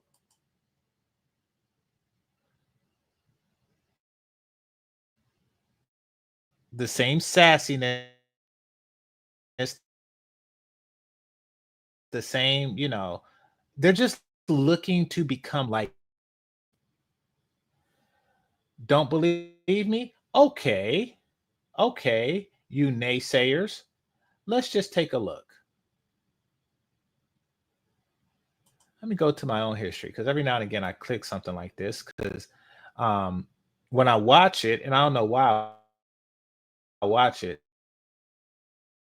but when I watch it, I say to myself, what the fuck is going on in Africa?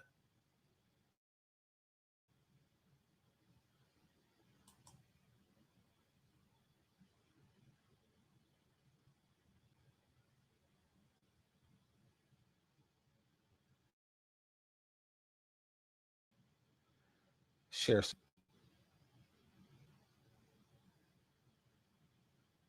All right, here it is.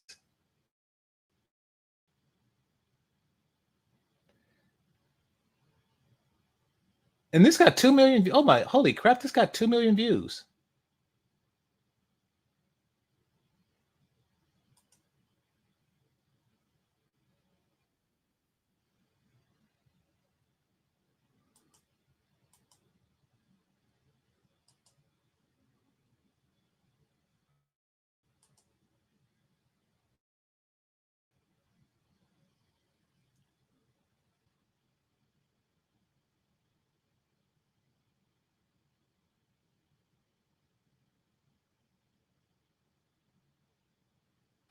What's going on here? Peace is for the weak. Problems make me stronger. I got what problems? Always.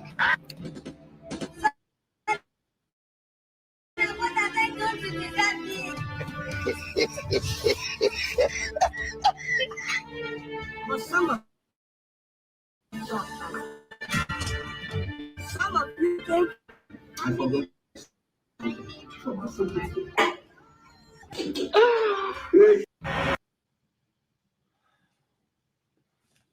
What in the fuck was that?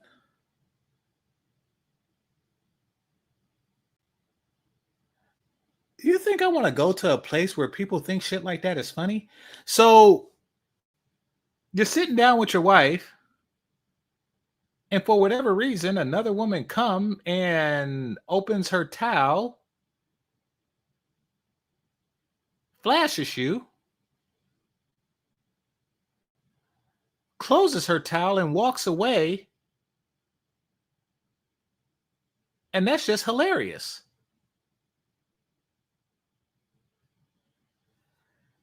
Yeah. Yeah. So I'm telling you, the same weird shit that we were on that led to modern women exists there. They're just like about 30 years behind and catching up quick.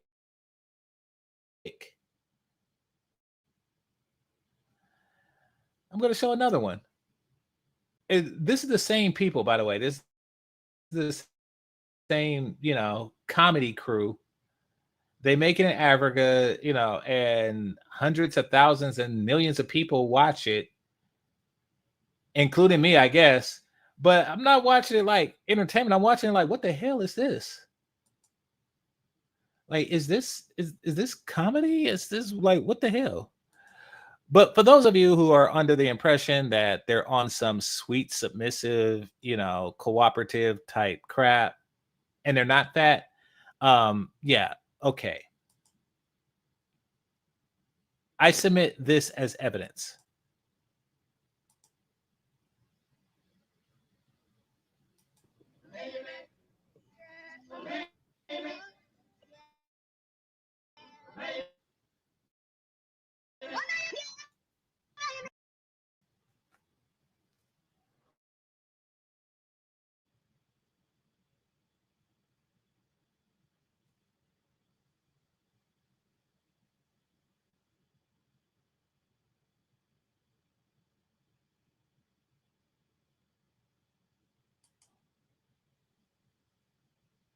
Every time I watch one of these, I always have that feeling of disgust with myself. Like, I can't believe I watched that.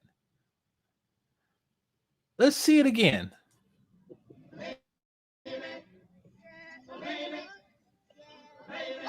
Woman standing in the doorway with her ass out.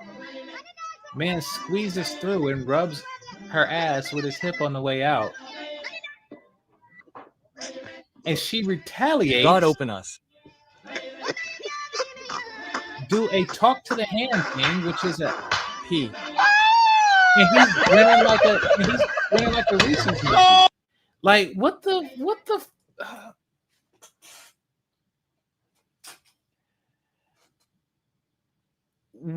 the hell was that?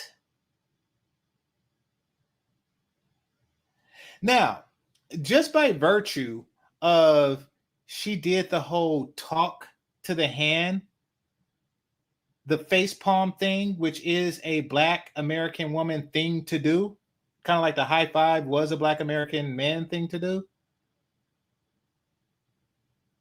means that they're influenced by Black American culture.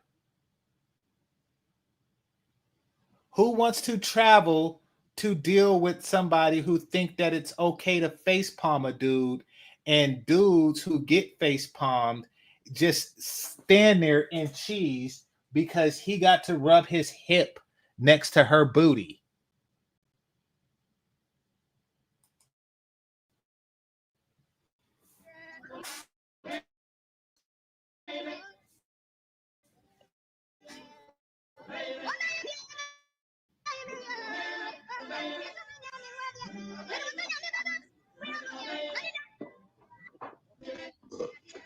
God open us. P.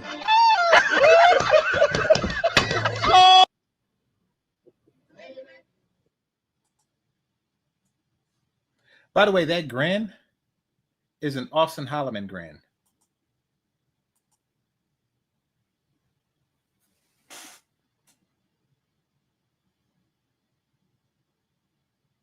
If you're wondering why they're the least desired, it's because of crap like this. A woman who might be attractive, if she if she were younger and she worked out when she was younger and she took care of her damn hair. Maybe, I don't know, because I can't even imagine what she would look like if she took care of her hair younger and took care of her body younger. I can't even imagine what she would have looked like. But she still thinks she looks good now because, you know, she can make a dude grin like this because her booty sticks out in that dress.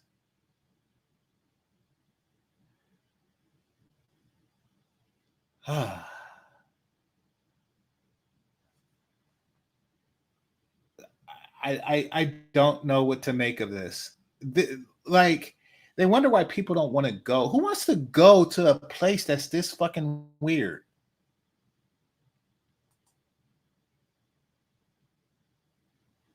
Like, if they were worth a damn, they'd be here. Like, I mean, well, now that the H-1B thing is going, but what the fuck is this? And it's far and it's expensive. You're not spending hundreds to go there like you do to get to, you know, let's just say Manila or something like that. You're spending thousands. You're traveling over 10 time zones to get there. Just to get face palmed. What does she say to Jay Rilla? She says, nigga, I'm leaving. Like, wait, what? He flew to the other side of the world just to hear that. Like, that's what Austin is keeping from you all. I'm sorry, I had to do this. Like, this is okay. Dang, this is. And then when they're not doing stuff like this, they're doing a bunch of feminist crap.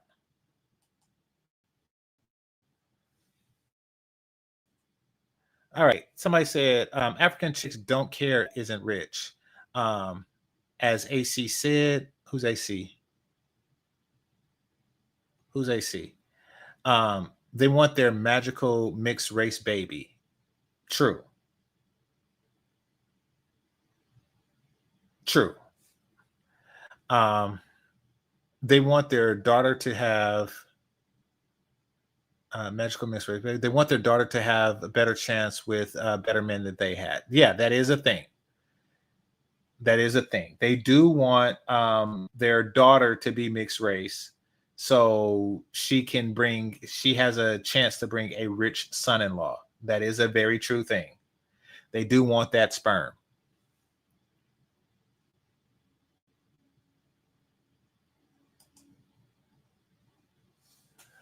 OG coonery is what's going on. You've shown that lowbrow humor disgusting.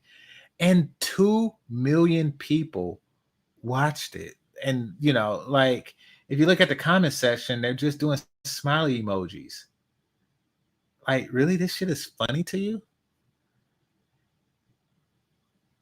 It's like Idiocracy, you know, where, you know, everybody was clamoring in the movie theater watching a movie called Ass. And it was just an ass. That's what this is. It's just an ass. Like, oh, she showed him, and it's things that don't really make sense. Like, so when you sit down with your wife, some woman just comes with a towel on and flashes you her goodies and walk away. Like, there's no context. Like, who's this woman? Why is she in a towel, and why does she flash you and walk away? Yeah.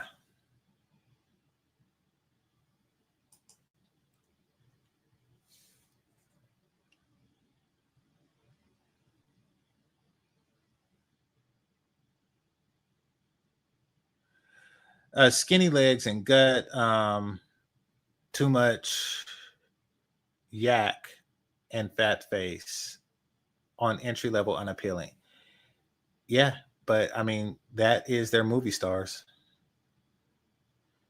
LOL, Austin Holloman grin. Yep, I won a 2.5 out of 10 heifer. He do be doing that. It's like, you do realize that she's not hot. You do realize that you individually were doing better in Brazil. You literally were doing better in Brazil. Yeah, but these girls really like black men. Okay.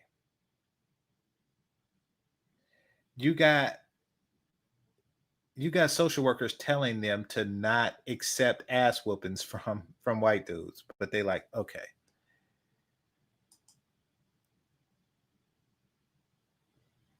All right, let's see.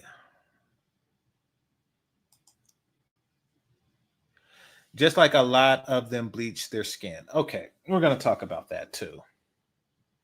Since I'm just ranting into the night, we're going to talk about that too.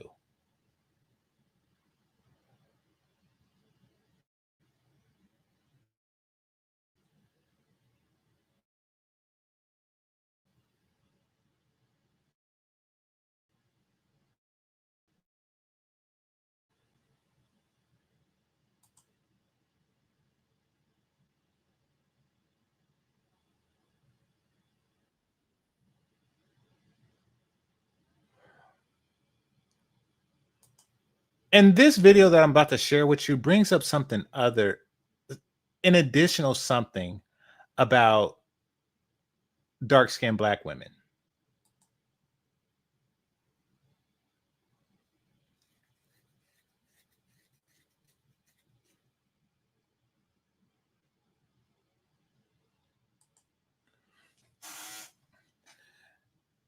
Okay, somebody says the girls Riz, Austin, and KG, that's what they like, easy girls. Everybody likes easy girls, like, because I don't like hard girls.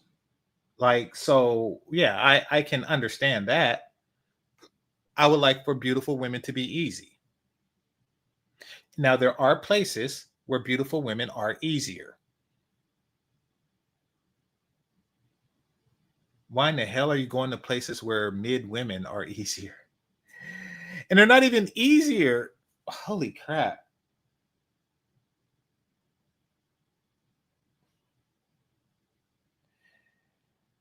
These parties are the result of years of searching, meaning that you had to have gotten shot down by a lot of mid Kenyan women.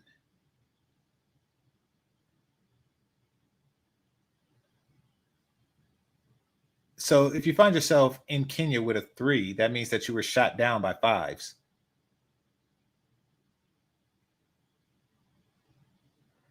Yeah. They only make like $8 a day. They're dirt poor. Austin and KG are kings to them. Everybody's kings to them. It's what you want to be kings of. If I go to a place where the women make $8 a day and treat me like a king, I would want hotter women to do it. That's the whole point of being in a place where everybody makes $8. Like, yes, they're going to treat you like a king when you show them a $10 bill. They're going to look at you like, ooh, how long did it take you to make that? About 3 minutes. Ooh.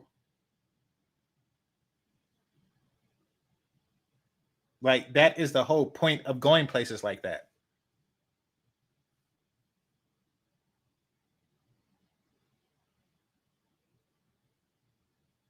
I want a woman to treat me like I took them out to a gourmet restaurant when I take them to Wendy's. I want that. I want them to look at me and say, dang, he just bought a number 4 at Wendy's, which costs a whole day of my pay like it was nothing. And he's going to do it again for dinner. I want them to think that's exactly what I want. But I don't want mid chicks. I don't want mid chicks like that. I want beautiful, easy women. What the fuck are they doing? Here's what I want. Hit the like button. That's what I want. I want y'all to hit that like button. Watch this. You're telling me that being light skinned is what makes you dope. Yeah. Okay. Who's that? I'm gonna go. She said being light skinned is a flex. You said being light skinned is a flex. Okay, but it is. It is not. Thank you very much. That's how you get things being light skinned.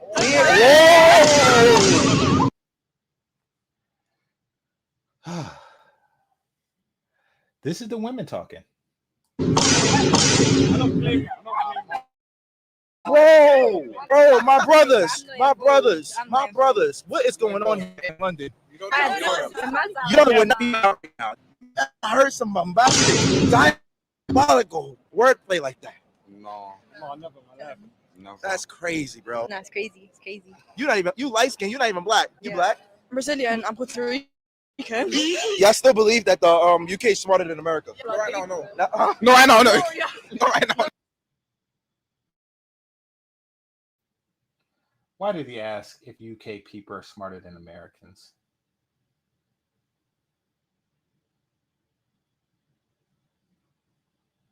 I don't know and I don't care.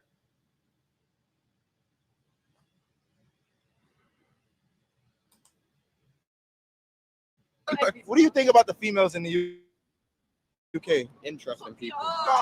Dumb. Tell me about like girls. Now I want you to pay attention to what's happening here. There's a number of things going on, and I'm going to unpack that before I go. One of the first things you should notice here, I'm going to play it again with no sound. One of the first things that should really catch your attention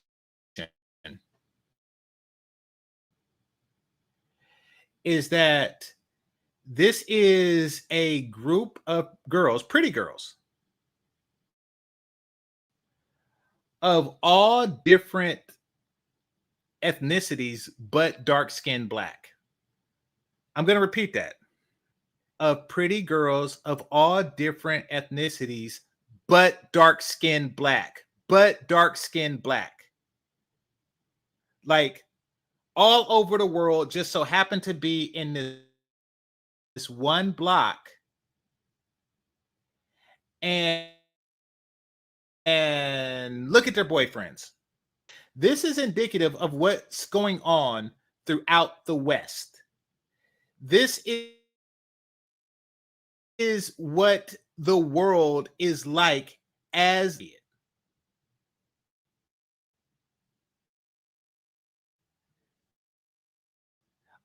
A bunch of, let's call them exoticals, with black men. There isn't like, we're in London.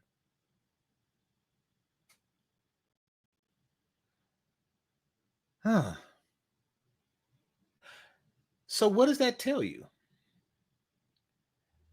Well, let's unpack what the girl was saying. You know, she was saying that being light-skinned is a flex, and she feels that light-skinned women are more beautiful. She's the darkest one there. Now, she's not dark. She most certainly is not darker than I am, and she most certainly is not darker than the host or any of the the guy that's standing there. Any of the boys that she's interested in. What does that say? Where are the pretty dark-skinned black girls that are kicking it with their group? It's not because these girls actually got together and said, you can't kick it with us. You can't sit with us. I doubt that that's the reason. The real reason that they're not there is because they don't feel comfortable there. It's because the inferiority complex that goes on, it's in their head. And this light-skinned girl is saying what a lot of them are thinking, and that is light-skinned women are more attractive. Now, it's not the black men that are saying this. It's not even me that's saying this. It's them that's thinking this. It's them that's thinking this. They think that they're less attractive. The boys are like, I'm not saying that, They're not going to turn down an attractive, darker skinned woman. It's the dark skinned women who are thinking this, and it's the light skinned women who are thinking this. So when somebody in the chat room was saying, they want to have light skinned daughters because they want their daughters, they want this to be their daughter.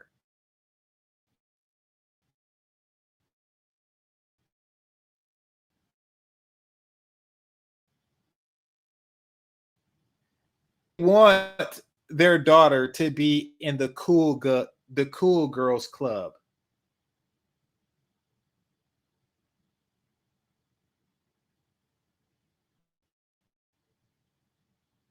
They want them to kick it with they want their daughters to be light skinned so they can kick it with their sons who are dark skinned. You know what's odd? And I guess my family is quote unquote fortunate in this way. My cousin actually said this. I thought it was hilarious. On my father's side, all of my aunts are light skinned and all of my uncles are dark skinned, including my father. My grandpa is a light skinned man, but he's mixed, and I'm not going to say with what, but it's not white. And my grandma is a darker skinned woman. And for those of you who think that she or my grandfather or anybody in my fucking family is from Mississippi, they're not. They're not. I don't even think they're from a state that touches Mississippi. I got to look at a map, but I hope not. Nobody in my family, as far as I know, is fucking from Mississippi. Get it, got it, good. And if they are, I don't want to know about it. That's ignorance that I am happy with. Freaking dirty and cousin fuckers.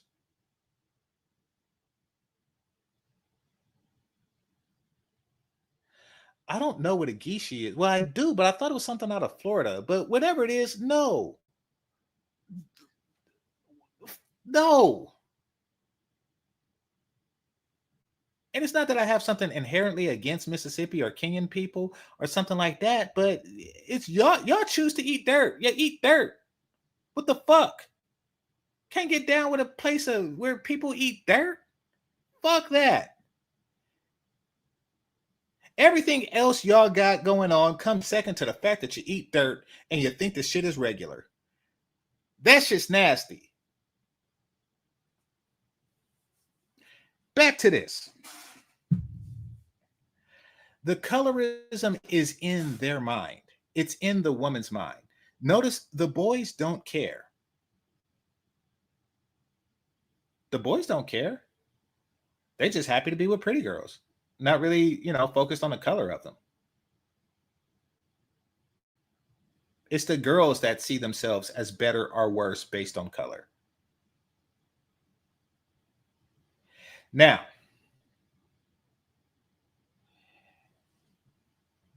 what they're doing is turning it into a reality, and I'm going to explain how.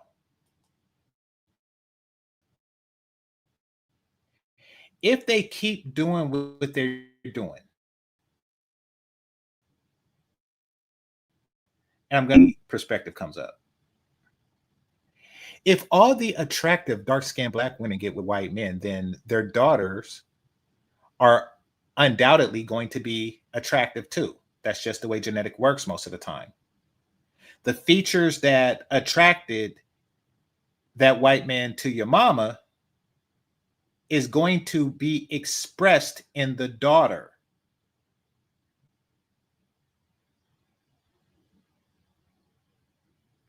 So what becomes a speculation in practice become a commonplace.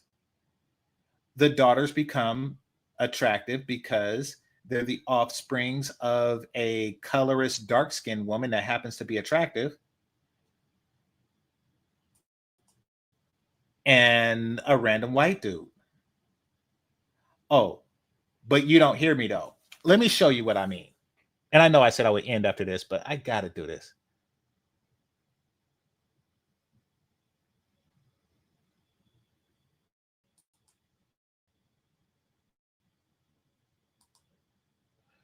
Okay, somebody said white men as a whole don't want anything but white women. They marry white women, something like 98%. White men want what everybody want. They want fit, feminine, and friendly women. And right now, the fittest, friendliest, and the only reason why they're not marrying Orientals more is because they're only like 5. Now, the least fit, feminine, and friendly woman by a wide margin. Asian women have like an obesity rate that's like in the teens. Black women have an obesity rate that's in the 60s. It's ridiculous. Their obesity rate is like 13% or some crap like that. Black American women's is like 63%. That is ridiculous. Not only are they losing as far as that one category, they're losing by a ridiculously, absurdly wide margin. An absurdly wide margin. It's absurd.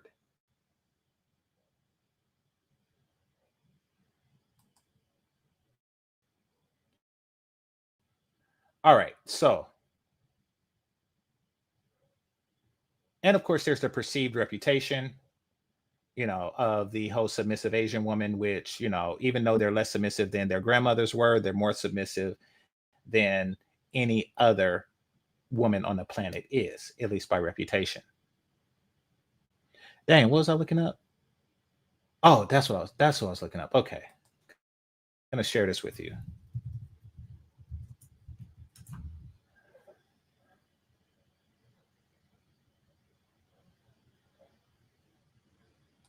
Okay, y'all hit the like button. The bulk of the rest of Asian Hispanic women are counted as white. Well, then by that logic, there's only white and black people then, because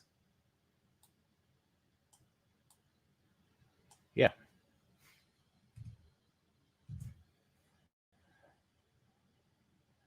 Like by that logic, there's only, yeah.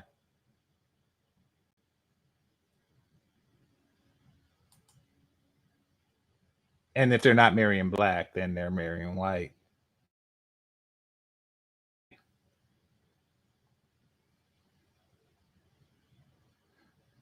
The cool part is that black women, and what they want more than anything, even healthy families, is to be top chick. The title for top chick is up for grabs. And that's because there's so many chicks at the bottom. I don't like the way British people spell the word mum or mom, and they say mum.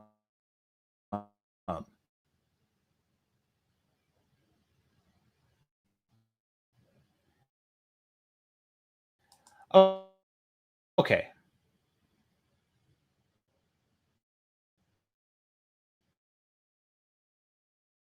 I've seen this video years ago.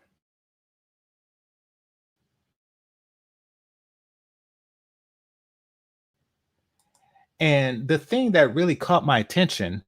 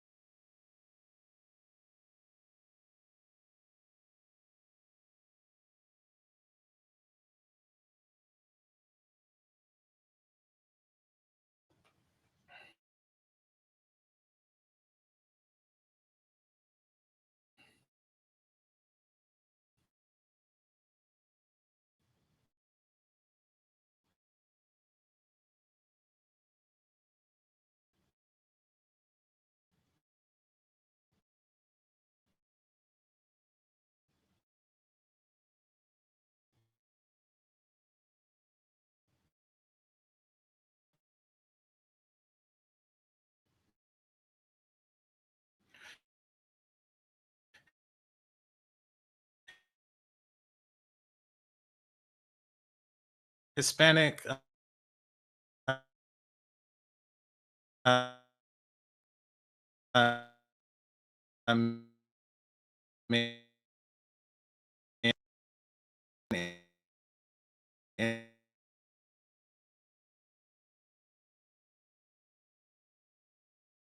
and women marry outside the culture. I mean, yeah, I mean,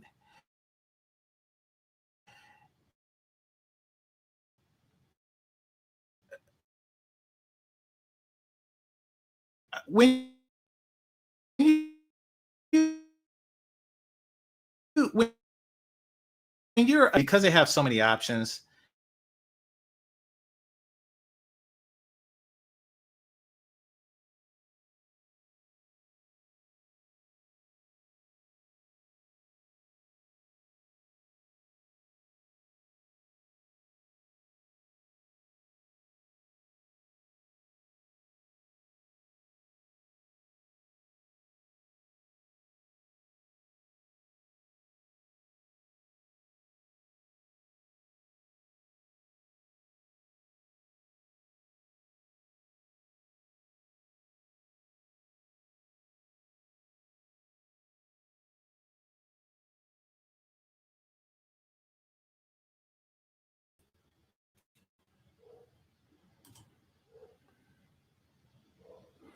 okay, I'm back.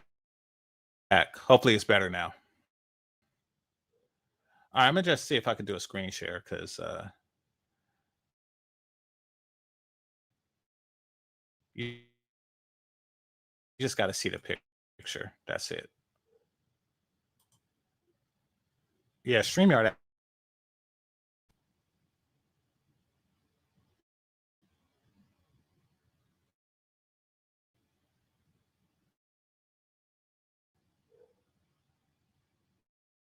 StreamYard.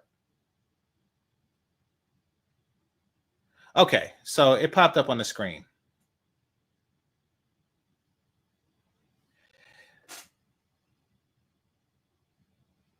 So what you see on the screen is mother and daughter.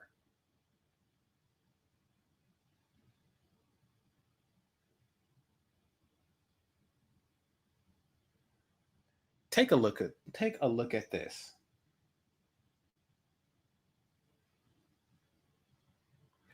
This is mother and daughter.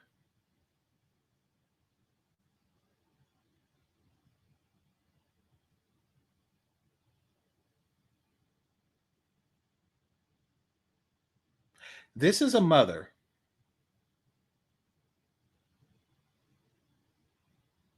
who wanted her apple to fall as far from her tree as possible.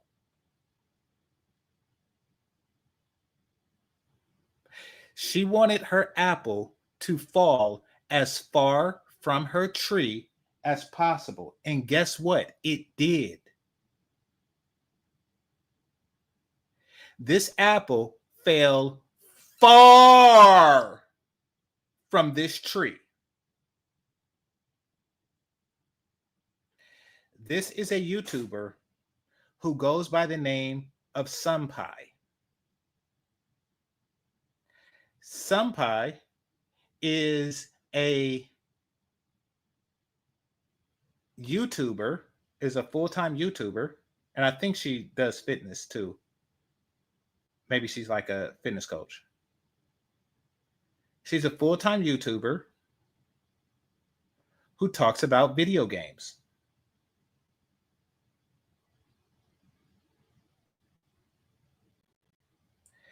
I don't play video games, fellas.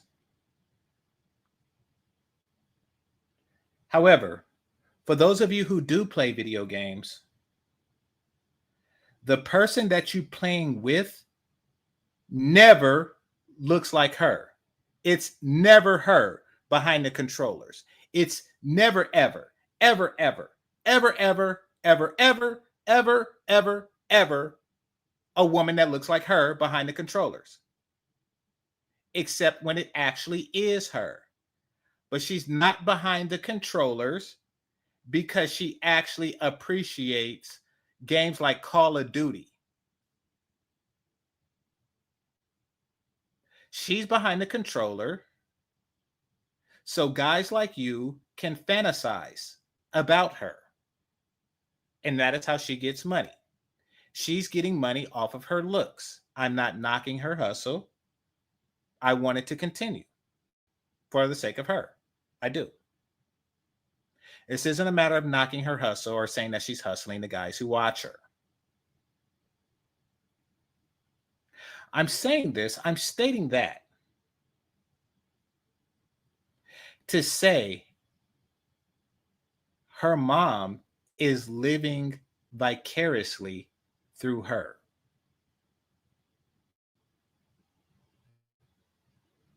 Her mom wishes that she can do the things that she can do. Live a life of luxury based solely on what she looks like. That is something that her mom couldn't do. Her mom had a job. I don't know what that job was, but I do know that it had nothing to do with her looks.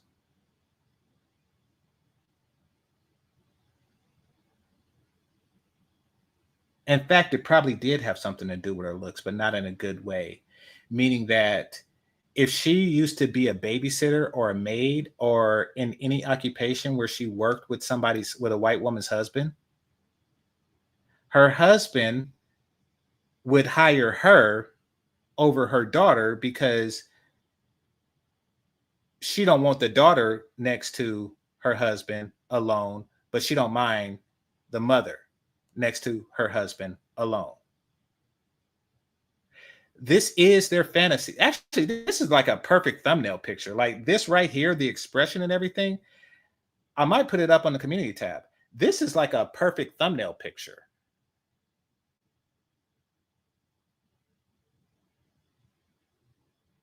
This is the swirler's dream, the African swirler's dream scenario. This chick is British, so chances are the mother is African or Caribbean.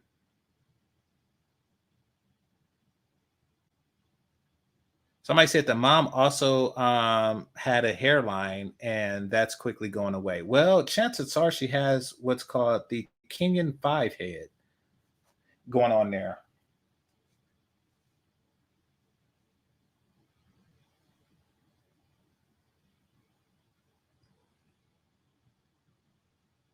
Somebody said, great job, Mom. One less fat Keisha heifer running around.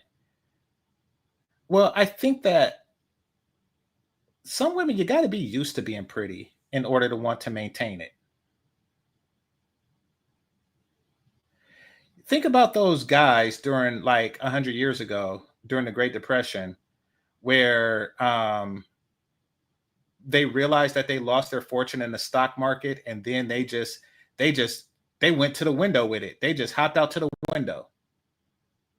It's like, damn, dude, it's just poverty. Like you have thousands or millions of dollars saved up. It's just that it's just that you got to roll up your sleeves a little bit. They're like, no, I am not going to go and live like a Negro. I hope I don't go back to living Negro. Living Negro.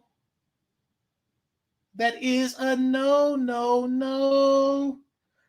I hope I don't go back to living Negro.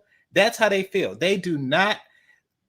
Once you have become rich, you will not ever want to live in poverty. However, if you've been poor all your life, like those people who mama was on welfare and then they on welfare and then their daughter get on welfare and stuff like that, they're used to it. They have never had a taste of the non-welfare life. I tell you, once you are out of the ghetto, you do not want to go back. You East Coast people that have the piss in the elevator, try going to a regular elevator and see if you ever want to go back. Try just smelling the smell of an elevator where somebody had donuts. You do not want that somebody had donuts in it and the elevator still smell like donuts. That you do not want to go back.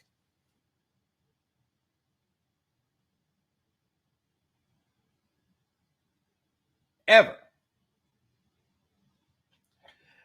Women who perceive themselves to be unattractive, they don't mind gaining a few pounds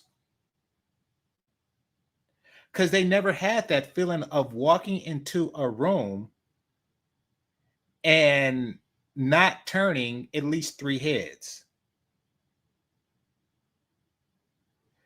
But Sun Pie, her whole life, she's been turning heads.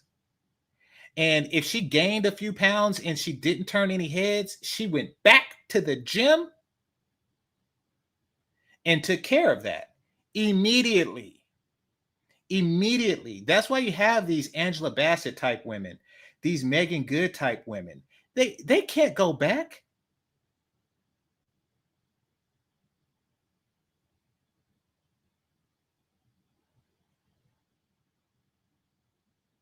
I hope to not go back to slinging Lizzo for shizzo. Because I am big, oh. They do not take a pretty woman and make her and make her unpretty. And see how quick she don't go back. And I mean quick. And then take an unattractive woman and give her a taste of the good life and see if they ever go back. See if Jennifer Hudson is ever become fat again. See if Jennifer Hudson ever become fat again. See if that happened. Jennifer Hudson looked at herself and said, you know, I can't do this. Listen, Jennifer Hudson, like in her 20s or 30s, was in the Sex and the City movie with a bunch of 50-year-old white broads. If you're in your 20s and there is a movie about white chicks that are in their 40s and 50s and they're the hot ones, they are the sexy ones, then you know that you are doing something wrong. And she realized that she was doing something wrong and she did right. She did right by herself. She did right by Common, and she did right by my penis. She did right. So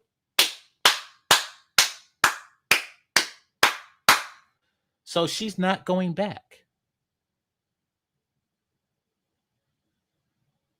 Because she realized that beauty is something to lose.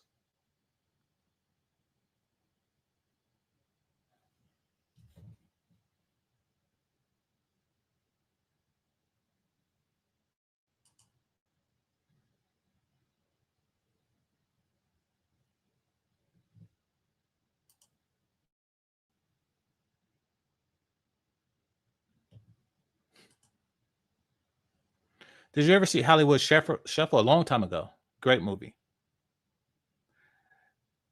Great line was when he said, Mother, Father, tell us about the time when we were Negroes. You got to give me some context. Robert Townsend, great actor. Yeah, great actor. No complaints about his work, his movies. 5 Heartbeats, spectacular. You know, Meteor Man, spectacular. So, you know, he does like that family-friendly stuff very well. Very well. Hollywood Shuffle, also funny movie. In fact, I think he just kind of like got outdone by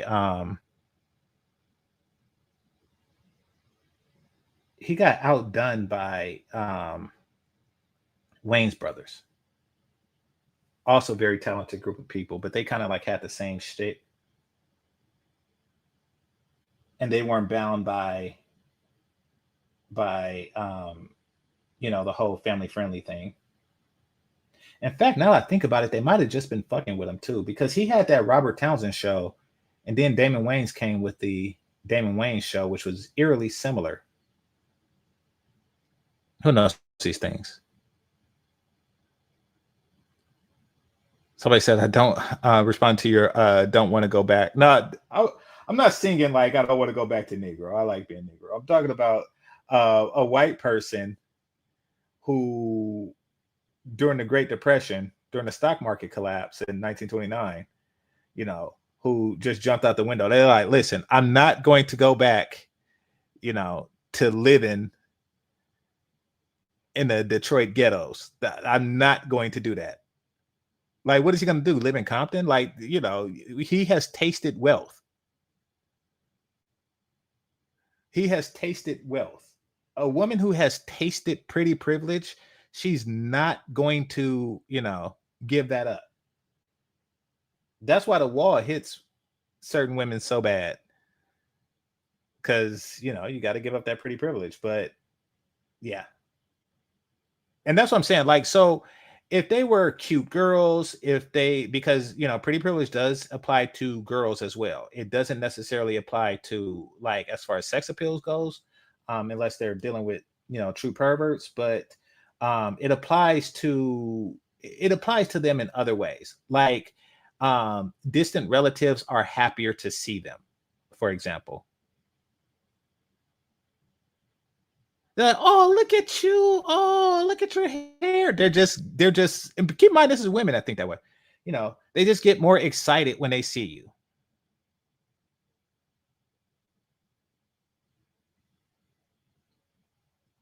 It just is what it is. But somebody said Robert Townsend and Kenyan Ivory Wayans were part of the then called Black Pack. Okay. Good, interesting piece of history. I didn't know about that. I never seen them together. But I do feel that they're talented brothers and should be together. And Kenyan was like the lead of the Wayans family, being the oldest and the one that that paved the way for the rest of his younger brothers. So it's good to see that brothers were working together. Didn't know that either. I got to look at that movie again. That was a long time ago. So it's good that they got together, did something good with no beef. So, hey, fun fact.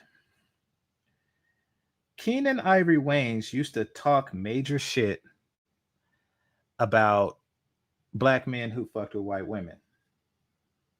Remember that skit that he did, like the Toms? It was him and Damon talking about, I'm a Tom, you're a Tom, because we're named after our uncle. And they were just calling brothers Uncle Toms. And one of the things that they were poking fun of was the brothers who was only attracted to the white girls when it was a black girl there. So they were set up like on a double date, and it was a blind date.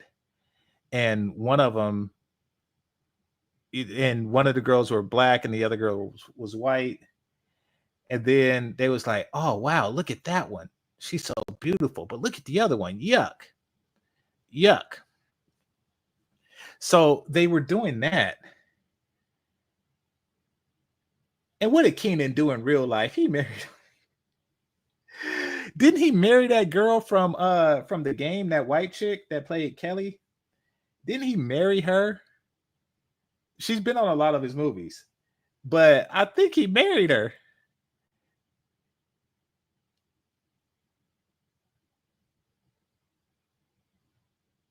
So, yeah, my point in that is, you know, that solidarity stuff is for guys who actually haven't experienced enough black women's attitude and fat and poor hair hygiene.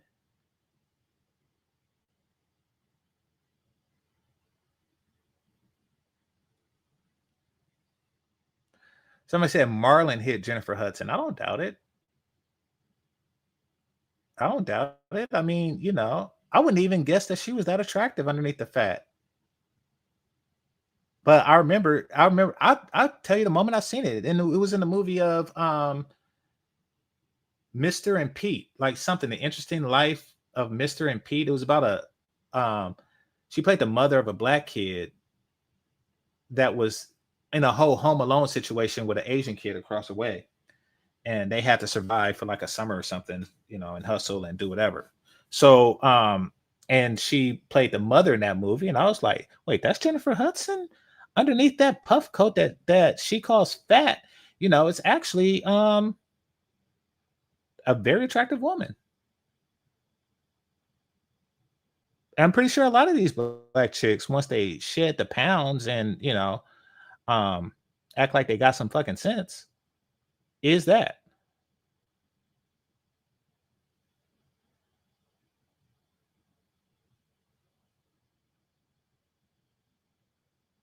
Oh, her name is Brittany. So Brittany never married, but dated damn near a decade. So my point is that, and she was in the movie White Chicks, where, and the Wayans people also made fun of brothers who dated others in that movie with Terry Crews character. Like he just, you know, he was on some Uncle Ruckus stuff. So they were making fun, but you know, but when the night went down, when those lights went out, the lead of the family was, you know, bow chicka wow wow in the snow. He was playing in the snow. Eddie Murphy and Arsenio Hall were also members of the Black Pack as well. But if you remember, Damon was in Beverly Hills Cop. I do remember that. So when Eddie Murphy, because Eddie Murphy is part of a dynasty. He's part of a long and proud dynasty that dates back to, as far as I could calculate, Red Fox.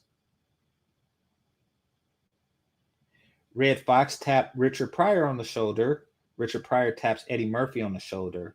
Eddie Murphy taps Chris Rock on the shoulder, and Damon Wayans and Dave Chappelle. And, you know, who knows who they're going to tap on the shoulder. Kevin Hart was not tapped on the shoulder by anybody. Kevin Hart, I don't think that people find his stand-up particularly funny. I think that he's a great guy, and I think that his stand-up became popular and during a stand-up deficit. But he does seem like an outsider when it comes to like comedy. Like Chris Rock will fuck with him from time to time, but he's not like in the in crowd when it comes to comedy. He's like out on his own, doing his own thing and becoming successful in doing that. So salute to all of them. But it doesn't seem like if there's any like secret society of funny black men, that Kevin Hart is a part of it.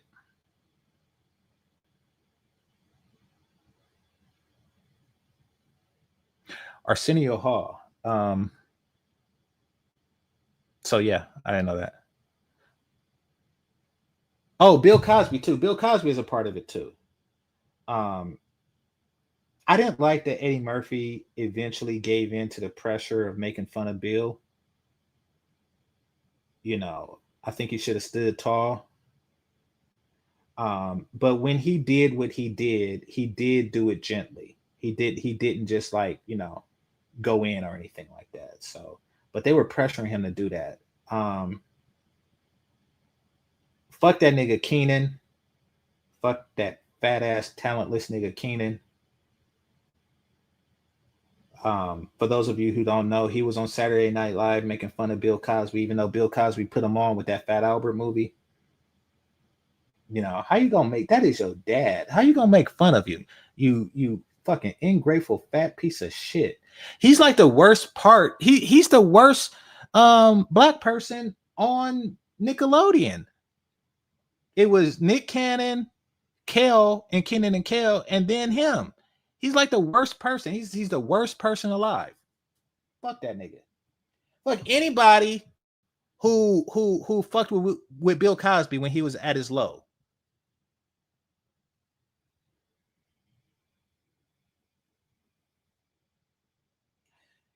Bill Cosby, or not Bill Cosby, Richard Pryor was actually tapped by Bill because Bill Cosby and Sidney Poitier was in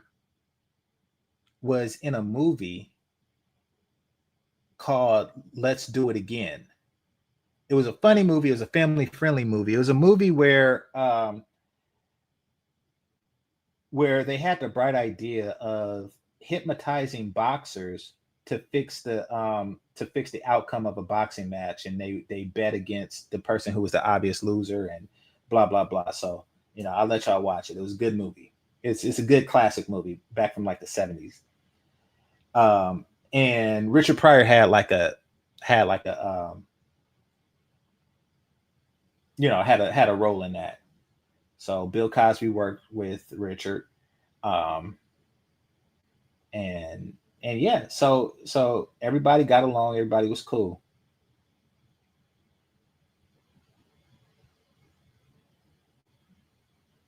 Somebody said first movie was Uptown Saturday Night. Yeah, Uptown Saturday Night, good movie as well. I actually remember less of that movie, but Uptown Saturday Night probably was first, but I don't think it had Richard Pryor in it.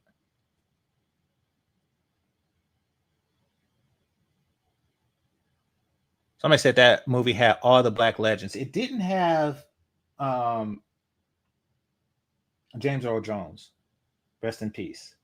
But yeah, it did have John Amos. It did have JJ from Good Times. It did have George Foreman. So it had a lot of talent in that. A lot of talent.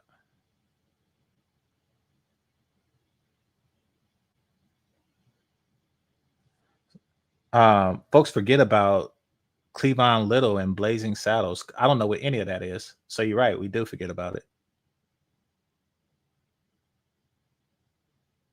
Somebody said, who's America's dad now? Bill. He's not dead.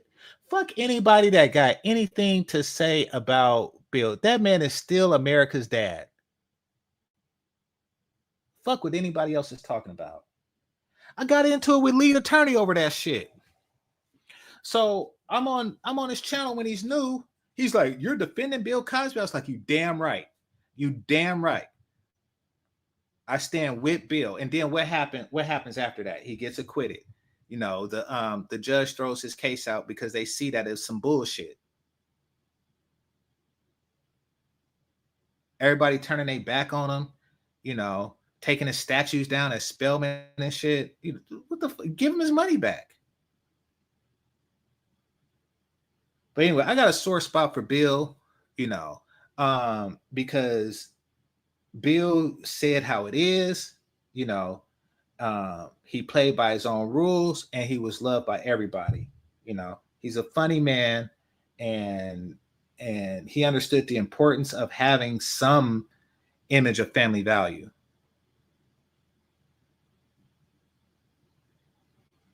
Having some image of family value. How many people went to a HBCU because of a different world? He stuck behind Lisa Bonet when she was going through what she was going through. Man, this is an all-around good guy. And because some ratchet, scandalous bitch is talking about, he did this to me, 100 years ago. Bitch! Shut the fuck up.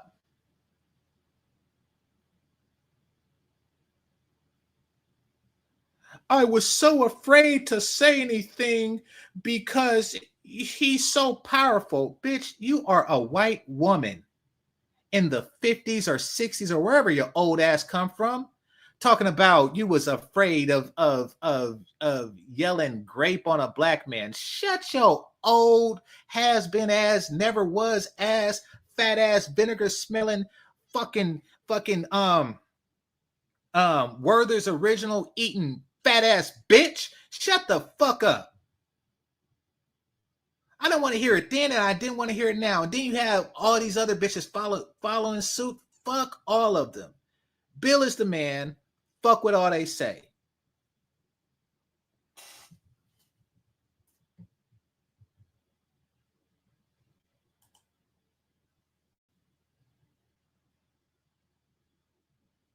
Exactly. Man, dropping millions. They don't have no sense of loyalty, no honor.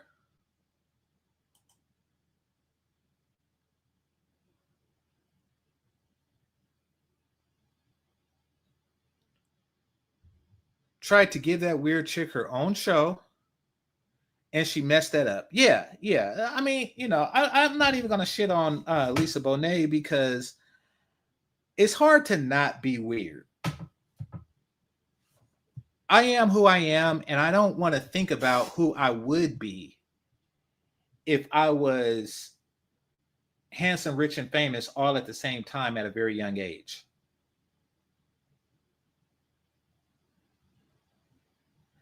Like for a consistent number of time, like for a consistent number of years. It's not like Macaulay Culkin, or that little kid from The Sixth Sense, where they just had like, a couple of years of fame and then they went back to like regular life and the people in junior high didn't even recognize them. Like it's not like that. She was rich, famous, and pretty for a long time, and that does do something to people that I never experienced firsthand. So yeah, I understand that some people born in a situation like that are going to come out a little weird. She bounced back. Her daughter can get some dick if she wasn't fucked up. Let's see. Oh, he co-wrote Blazing Saddles. Mel Brooks even admitted it. He was supposed to play Cleavon Little's role. I don't know what you're talking about. I haven't seen that movie. So I can't speak on it, but I can speak on Bill. I always thought that Bill Cosby was very funny dude. Without even understanding him. So or Richard Pryor, my bad. Richard Pryor, unlike Bill, who I understood, because Bill did a lot of things for kids when I was a kid, like Fat Albert and what was it? He used to do a show called Picture Pages. But I would watch his show and understand what he was talking about. Now, I would actually watch Bill Cosby because my father, he didn't filter anything for me. So I would watch Bill Cosby when he was watching it, and I didn't understand what he was talking about. But his facial expressions and everything was hilarious. So I would laugh when the adults was laughing just by the way he would look and the funny looks he had on his face. Oh, and then he actually did do stuff that I understood because he did the movie with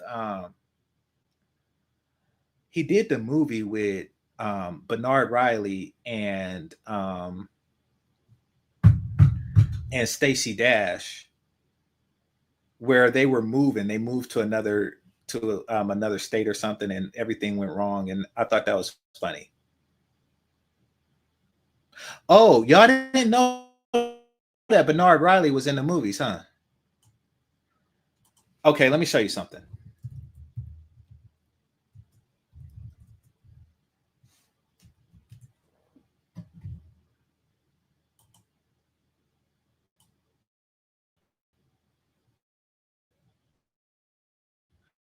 Yeah, Moving. Bernard Riley was in that.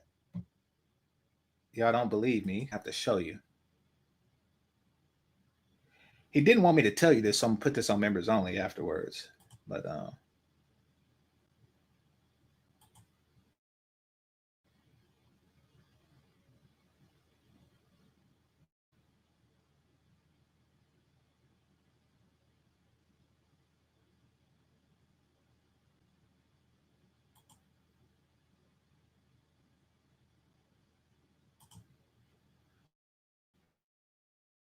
here, it's this one.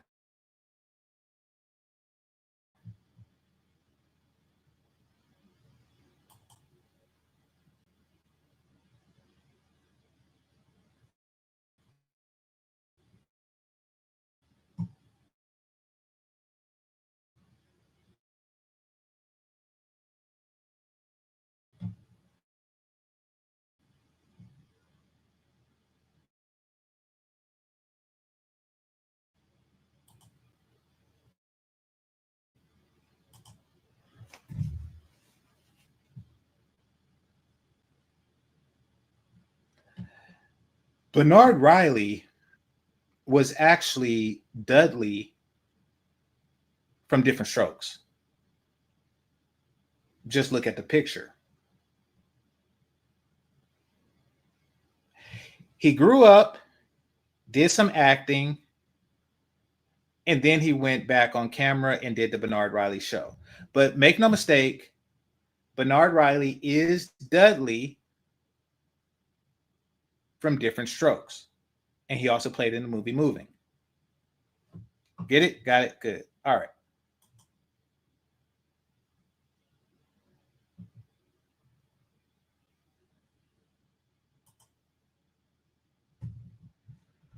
Did you ever see the 3/4 episodes of Dana Carvey? I think y'all older than me.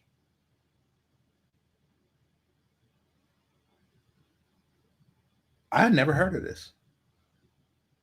Brutally funny until he took one too many jabs at his sponsors.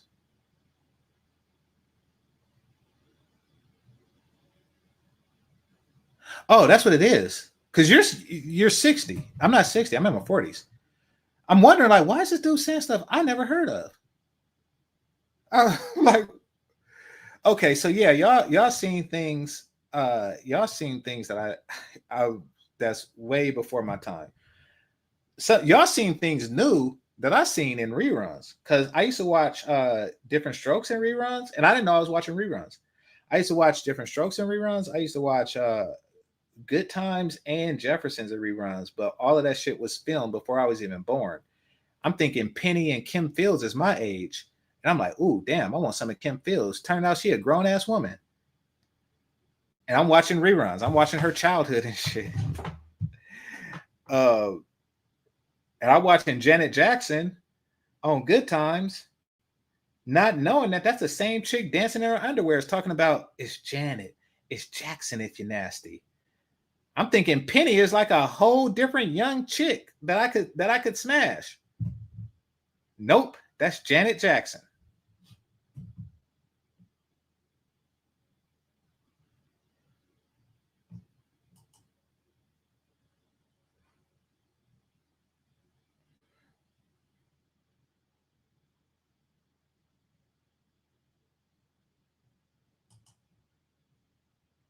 Yeah, I thought that was like a. I thought that was. So when I seen that, I'm like,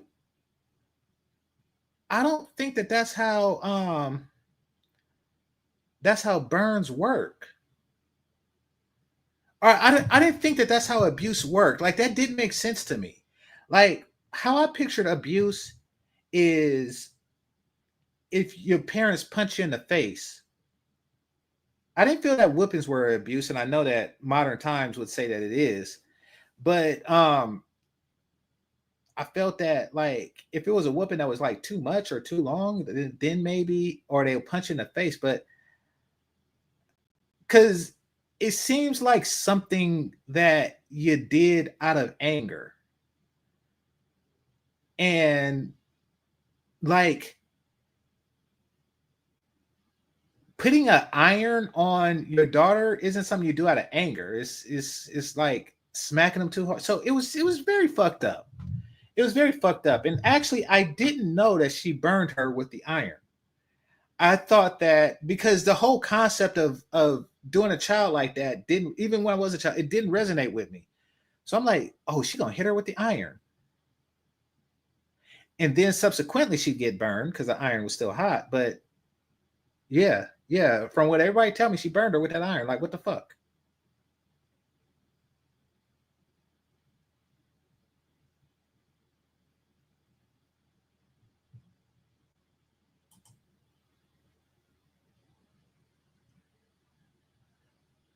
Remember her as Willis' girlfriend too. Yeah, I remember her as Willis' girlfriend.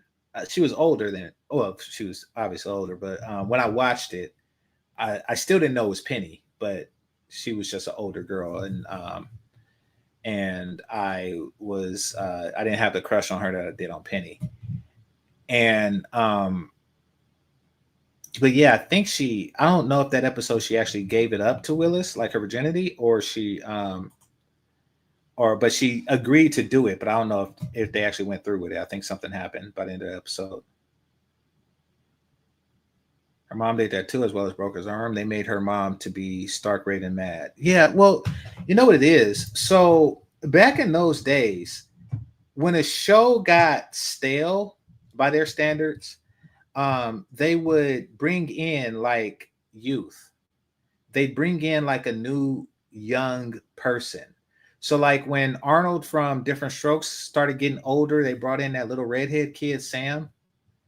And then when Michael started getting older, you know, they brought in Penny. And then when Penny started getting older, they brought in Kim Fields' character, who was also on the show for a short period of time. She used to say stuff like, "I hope I don't get ice poison." She used to do stuff like that. So they try to keep the show cute. Family shows, they try to keep it cute. So they always like recycle the cute. And it was Penny's turn after Michael. So they had to create a scenario to where they get Penny in Winona's house. And if you notice, all these shows really are advertising the single life. They're constantly advertising the single life. So Winona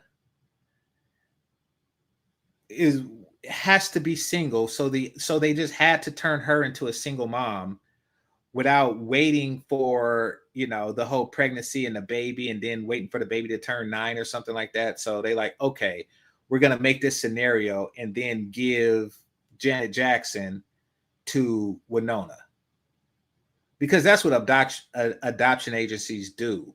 They give children to women who live in Chicago projects by themselves.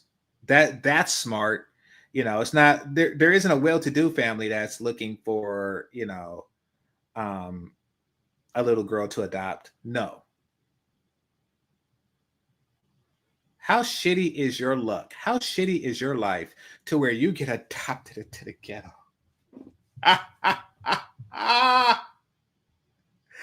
You get adopted into the ghetto. How fucked up is that? Think about it. You're at an orphanage with a whole bunch of other kids. You make friends with these kids, and then they go off and get adopted by rich parents. They get adopted by Brad and Angelina Jolie. And who do you get adopted by? A ghetto Chicago mom.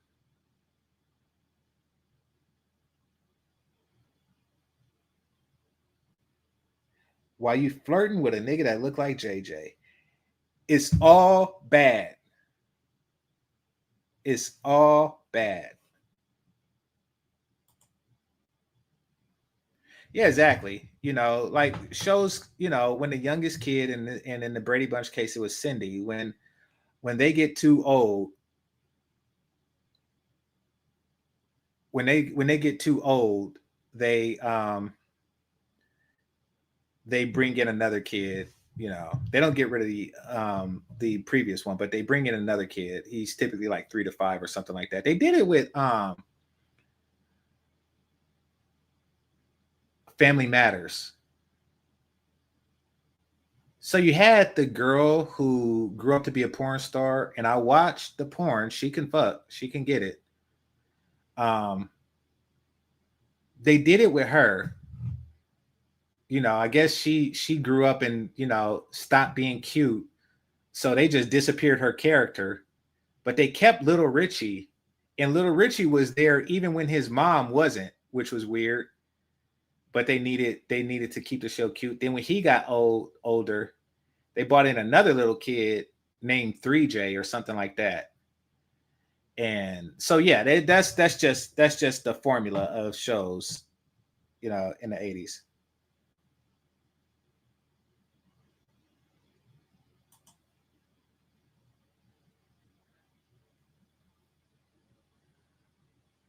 Yeah.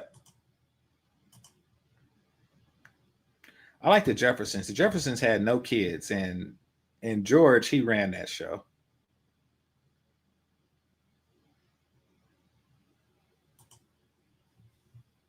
Yeah, so you've seen the stuff, like the stuff I'm talking about. I've seen it in reruns, syndication. I have 5 channels. My parents didn't have cable. I have 5 channels, so we watch it like that in syndication.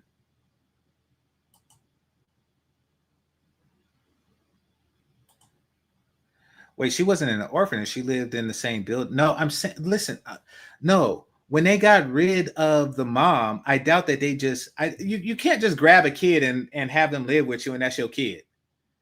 No, they had to go through a process, and I'm pretty sure in the process there's an orphanage. There's a place where they store the kids before, but while Winona fills out the paperwork to make it her daughter. I'm just saying, like, you know, in that process, you met some other kids that probably went away to rich families.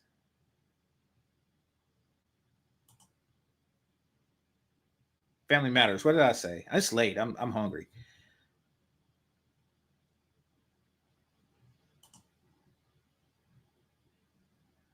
Yeah. Oh, okay. You were saying the same thing I did. Okay. Yeah, she grew up and did porn, and she's not invited to like any of the reunions. Like, for whatever reason, they didn't like her. It's like, fuck, she was just a kid.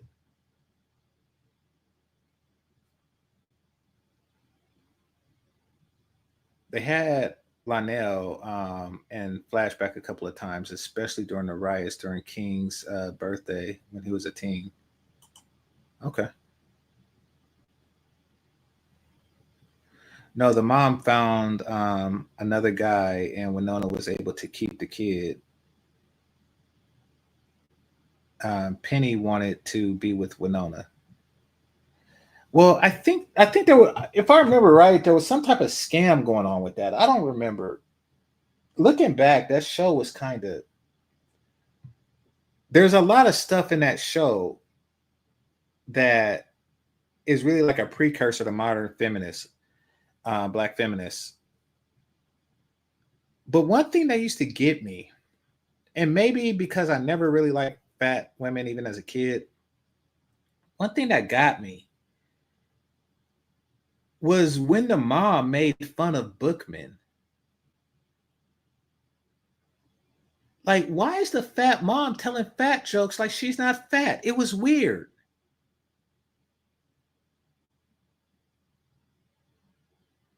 It was weird. Like, why are they telling fat jokes? Like, and Bookman didn't even he didn't even retaliate in that way. It's like,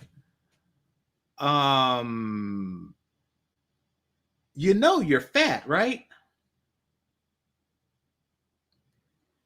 So, for those,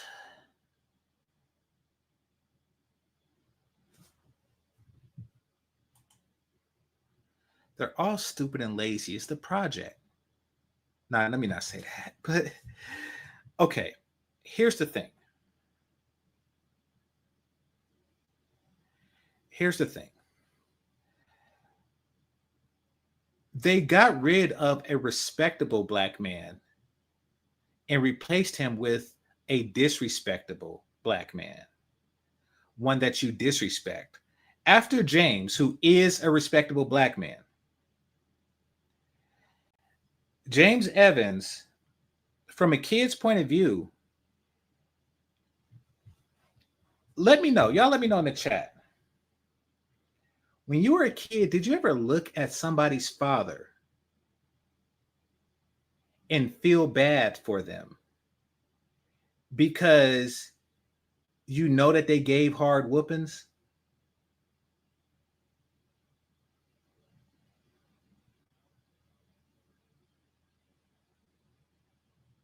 When I got a whooping from my dad, I used to say, man, thank God I didn't get it from James Evans. He looked like he whooped some ass. He looked like he wicked with the belt. But he commanded respect. There was an episode Michael wanted to join a gang and shit. He commanded respect. And then every other, black man that followed was a damn buffoon. Even like the city councilman that took time out for whatever reason to find himself in a ghetto apartment in Chicago, and still being disrespected by his constituents. They just disrespected every black man after that.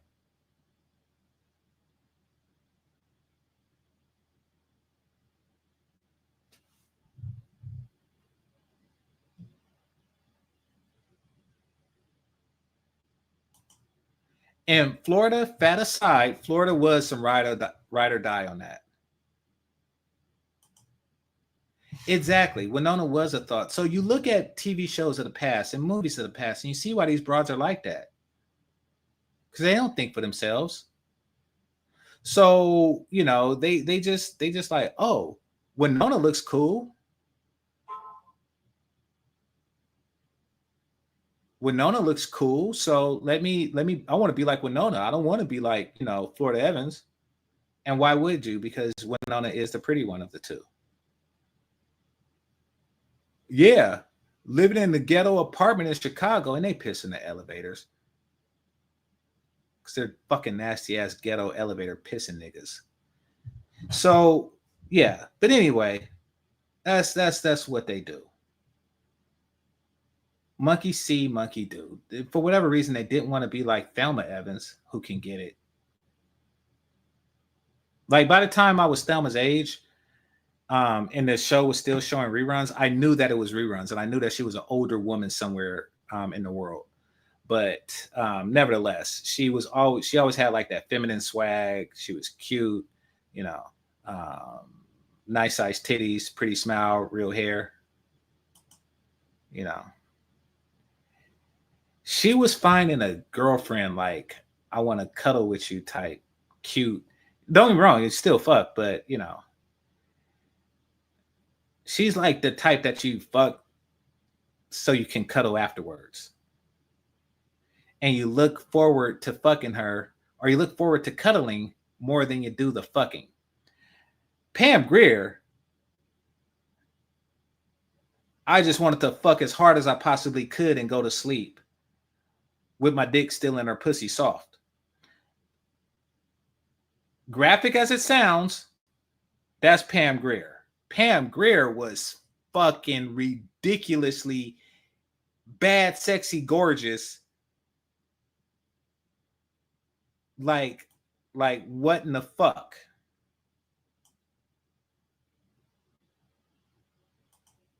In fact, even all the beautiful women that came after her, I think she still tops them. Like the Halle Berrys and stuff. Like I think in my mind, probably because I've seen her at a very young age, Pam Grier has always just been. My dad used to watch her a lot, therefore that's what was on TV, and I watched her. But Pam Grier was just like up there.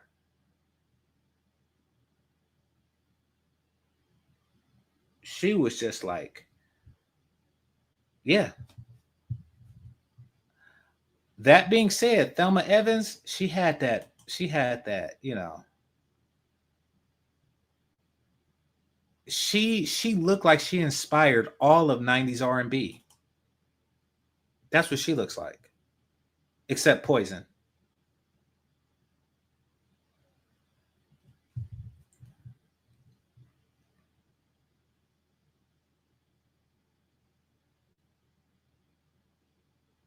JJ's character was popular, but I mean, it's kids watch the show too, so he's going to be popular.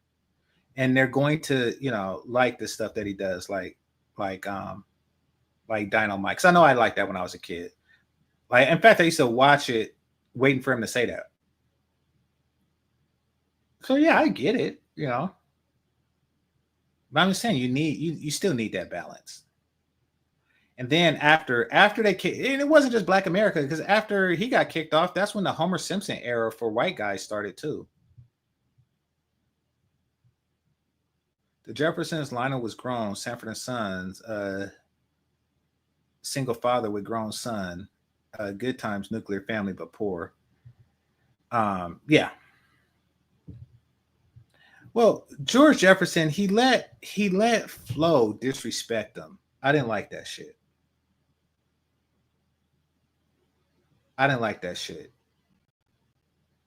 He should have fired her ass and sent her to 227.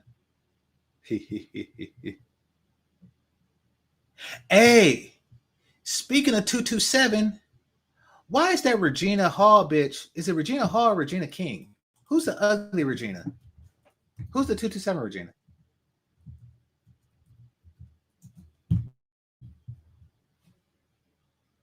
Regina King.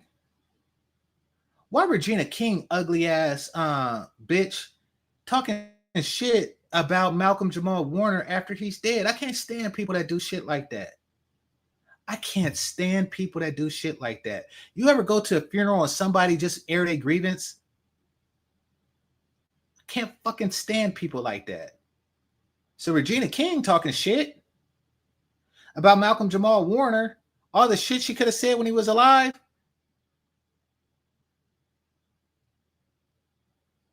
Fuck her.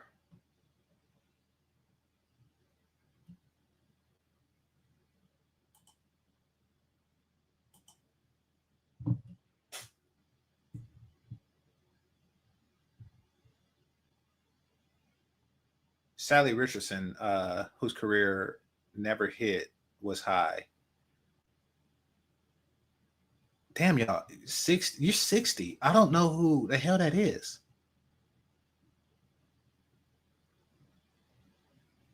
Hey, but y'all old enough to have seen Mandingo, and the slave girl on Mandingo, I would swear that was a young Angela Bassett. I would swear up and down. Like, I actually watched the credit looking for Angela Bassett's name, but it wasn't there.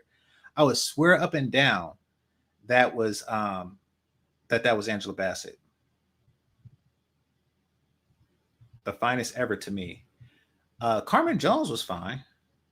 Eartha Kitt, I didn't see her young without a Catwoman mask on, so I can't really speak on her. I mean, the go to find, I'd probably still have to give it to Pam Grier.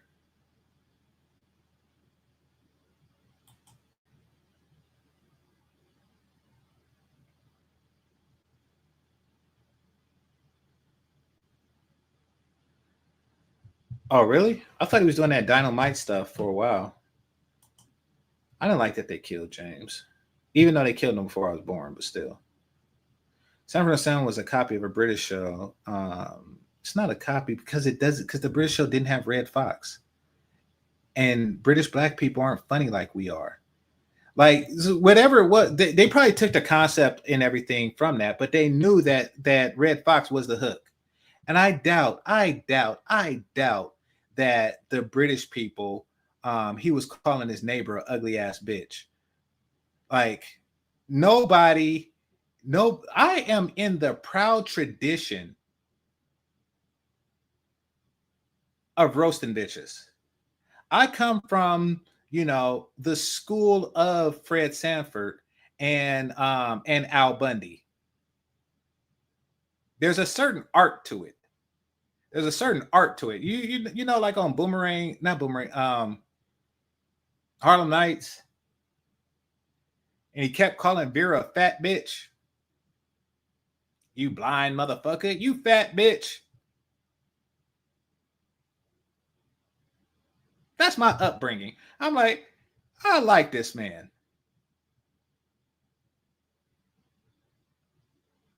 Everywhere Red Fox was a ugly bitch waiting to get roasted.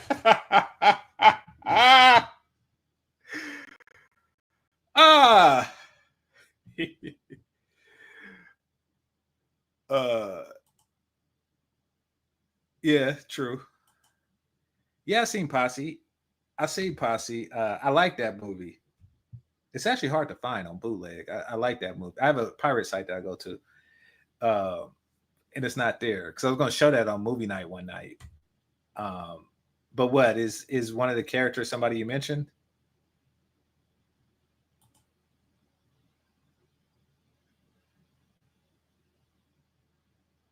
Directed that hit piece film, A Night in Miami. I didn't have anything against Regina King until that, like I always just looked at her like she got her start playing a sassy black woman on 227, or a sassy black girl, and she just like built that momentum going into Boys in the Hood, Friday. She just kind of like stuck with that momentum, like Waiting to Exhale, and it worked for her until she became of age to where it's not cute anymore, and she still just transitioned kind of smoothly in her lane.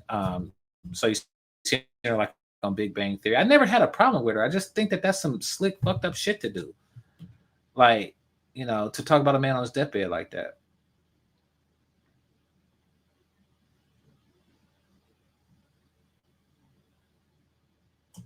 Somebody said actors and actresses may not have used their real name, especially starting out. Maybe, but y'all could watch that movie. She is like a dead ringer for that was a twisted movie too. I gotta say that. No, Steppo and Sons were Jewish. It was on for years on BBC. Well, yeah, no, I get it. No, I'm pretty sure, you know, they have like a garbage show, or I don't know why in the hell did they live in a junk? Did they actually sell junk? They did. I didn't understand that. But nevertheless, I'm pretty sure they had like a junkyard show. They had a show where a man and his son lived in a junkyard. But because that man and son was not Red Fox, it's not the same.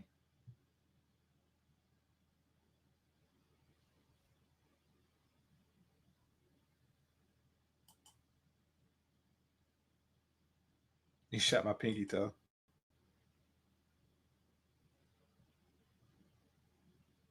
That shit got Gina canceled. What got Gina canceled? What are you talking about? Married to a White Man, both on the show and in real life. Who? And Wheezy and Helen. Oh, Wheezy was married to a white man too. I didn't like that. I didn't like that the white dude was obvious. And I'm not saying George Jefferson was the handsomest man alive, but he wasn't fat. And the white man was, and he was married to he had a much hotter wife than George Jefferson. I mean, they explained it. You know, maybe Wheezy was hot back in the day, blah, blah, blah, blah, blah, blah. You know.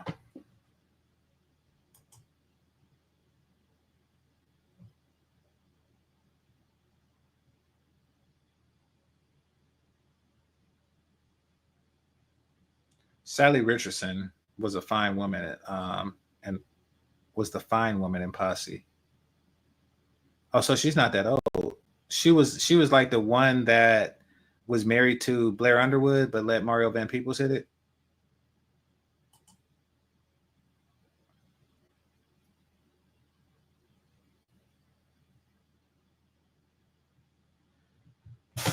Well, it's implied Sam felt guilty for not engaging in the civil rights movement, and that kind of shit. Okay.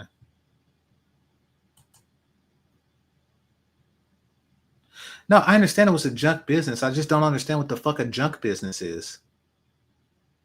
Are there people that go out and buy junk? Do you actually walk into somebody's house knowing that it's a bunch of junk there and saying, ooh, that's some good junk? What in the fuck was wrong with people back then?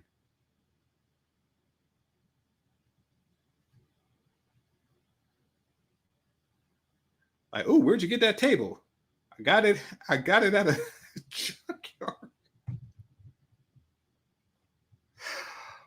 I bought some junk that a junk man bought from somebody else. And I bet you that's what they did. I bet you that's what the fuck scavenger birds be doing. So when I grew up in Oakland, there was a day, and those of you who are from the area or whose city did a similar thing know what I'm talking about. There was a day that's set aside to where the garbage collectors would collect the stuff that they would normally not collect. So, you know, this is where you take your old dressers and stuff and put it in the front of the street, you know, because it couldn't fit in the garbage can or what have you. This was the day that you got rid of your specialty garbage. And when that happened, what you would see piles of junk in front of people's houses and apartments and stuff. And then you see people like with old beat up trucks that's going to pick at the junk before the garbage man gets it.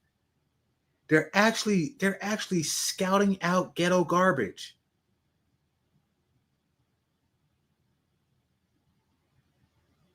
And now I know that they sold it. Which is so fucked up, I don't have words for it.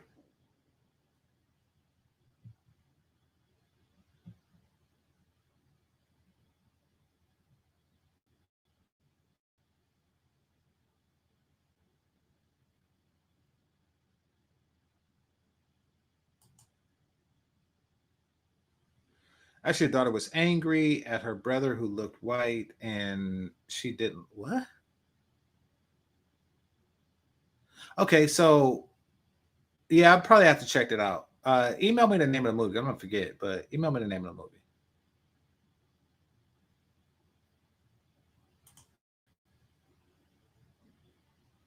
When I owned a late 1960s car in the 90s, my mechanic and I would go way to the junkyard to find parts.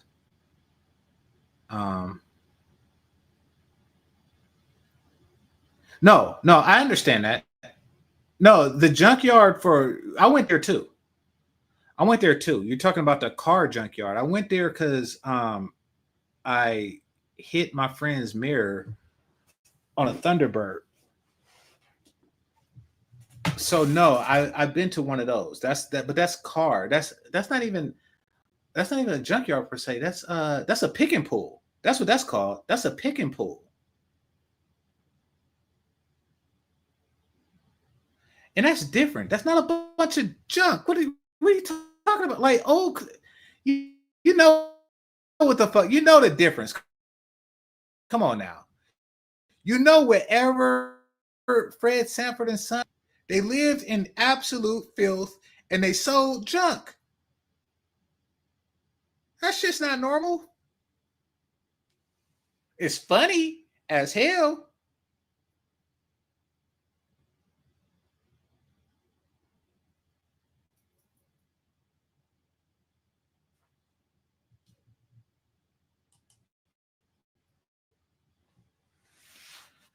Jefferson's Lionel's girlfriend and wife. Yeah, she's mixed because she was the daughter of the people upstairs. But didn't look at just one episode. Yeah.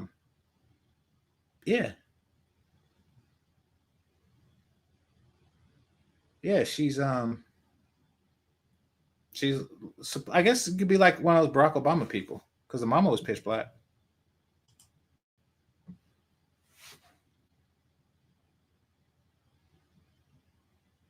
I would never go to that junkyard and buy a table. Exactly. And the fact that they sell so many tables, they sell enough tables to like keep food in the refrigerator is just baffling. That means that it's enough people buying junk to maintain business. That's wild.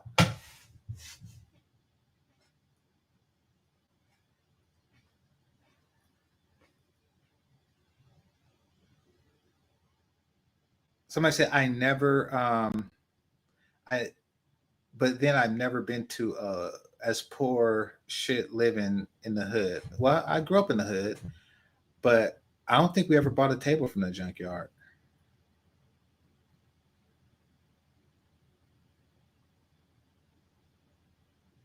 Now my mom didn't buy shit from a junkyard, but she did go to flea markets. For no other reason than she liked flea markets.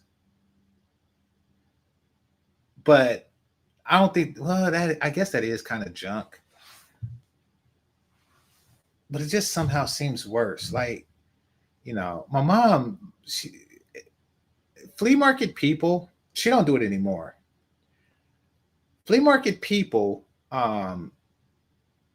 it's a cultural thing. There's just something about flea markets that they like. Like it was an outing. Like that's what I did. So my dad had custody, so I would spend like the weekends and stuff with my mom, and that's what she'd like to do. So that's what we did. We went to flea markets, in yard sales. first of all, it's not always other people's junk. It's about, you know, because like people will buy like brand new furniture and stuff like that, and then like the overflow, because they can't keep it in their furniture store, they'll sell it at the flea market. Or people who want to get into business but they don't have their brick and mortar set up, so you get new stuff there. And they had like vendors and stuff. Like me as a kid, I could get an ice cream off the back of a truck, not an ice cream truck, but like a soft serve roach coach type deal. And yeah, every now and again, I'd even find myself a used transformer or something like that, or a video game. So it wasn't the worst thing, but we ain't never went to like a Fred Sanford house, like looking for some old ass worn used furniture. That's what we didn't do.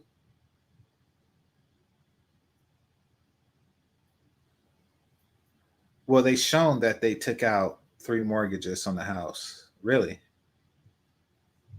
Okay. So yeah, you say it's about getting a great deal. Maybe that's why I'm frugal today. Maybe that's why I'm a frugal man now. But I don't do flea markets now. Well, actually, I did it a couple times. I was actually looking for some art,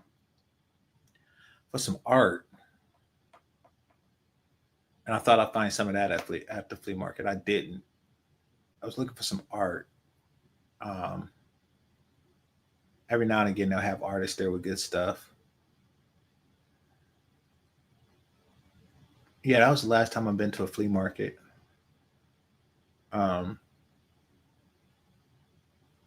Flea markets were like a good place to find like knickknacks and shit. And shit that it's the same, but it's just better to not spend top dollar on, like soap. If you use Dove or Irish Spring or something, why not go to the flea market and stock up on it for cheaper?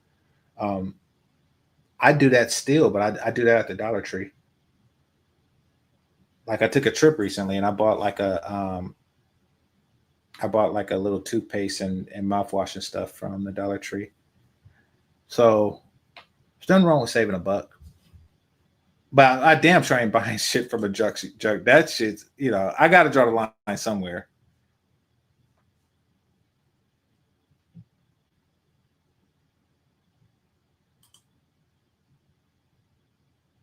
All right. Anyway, thank everybody that participated. I'm about to go to bed. Y'all have a good one. Peace.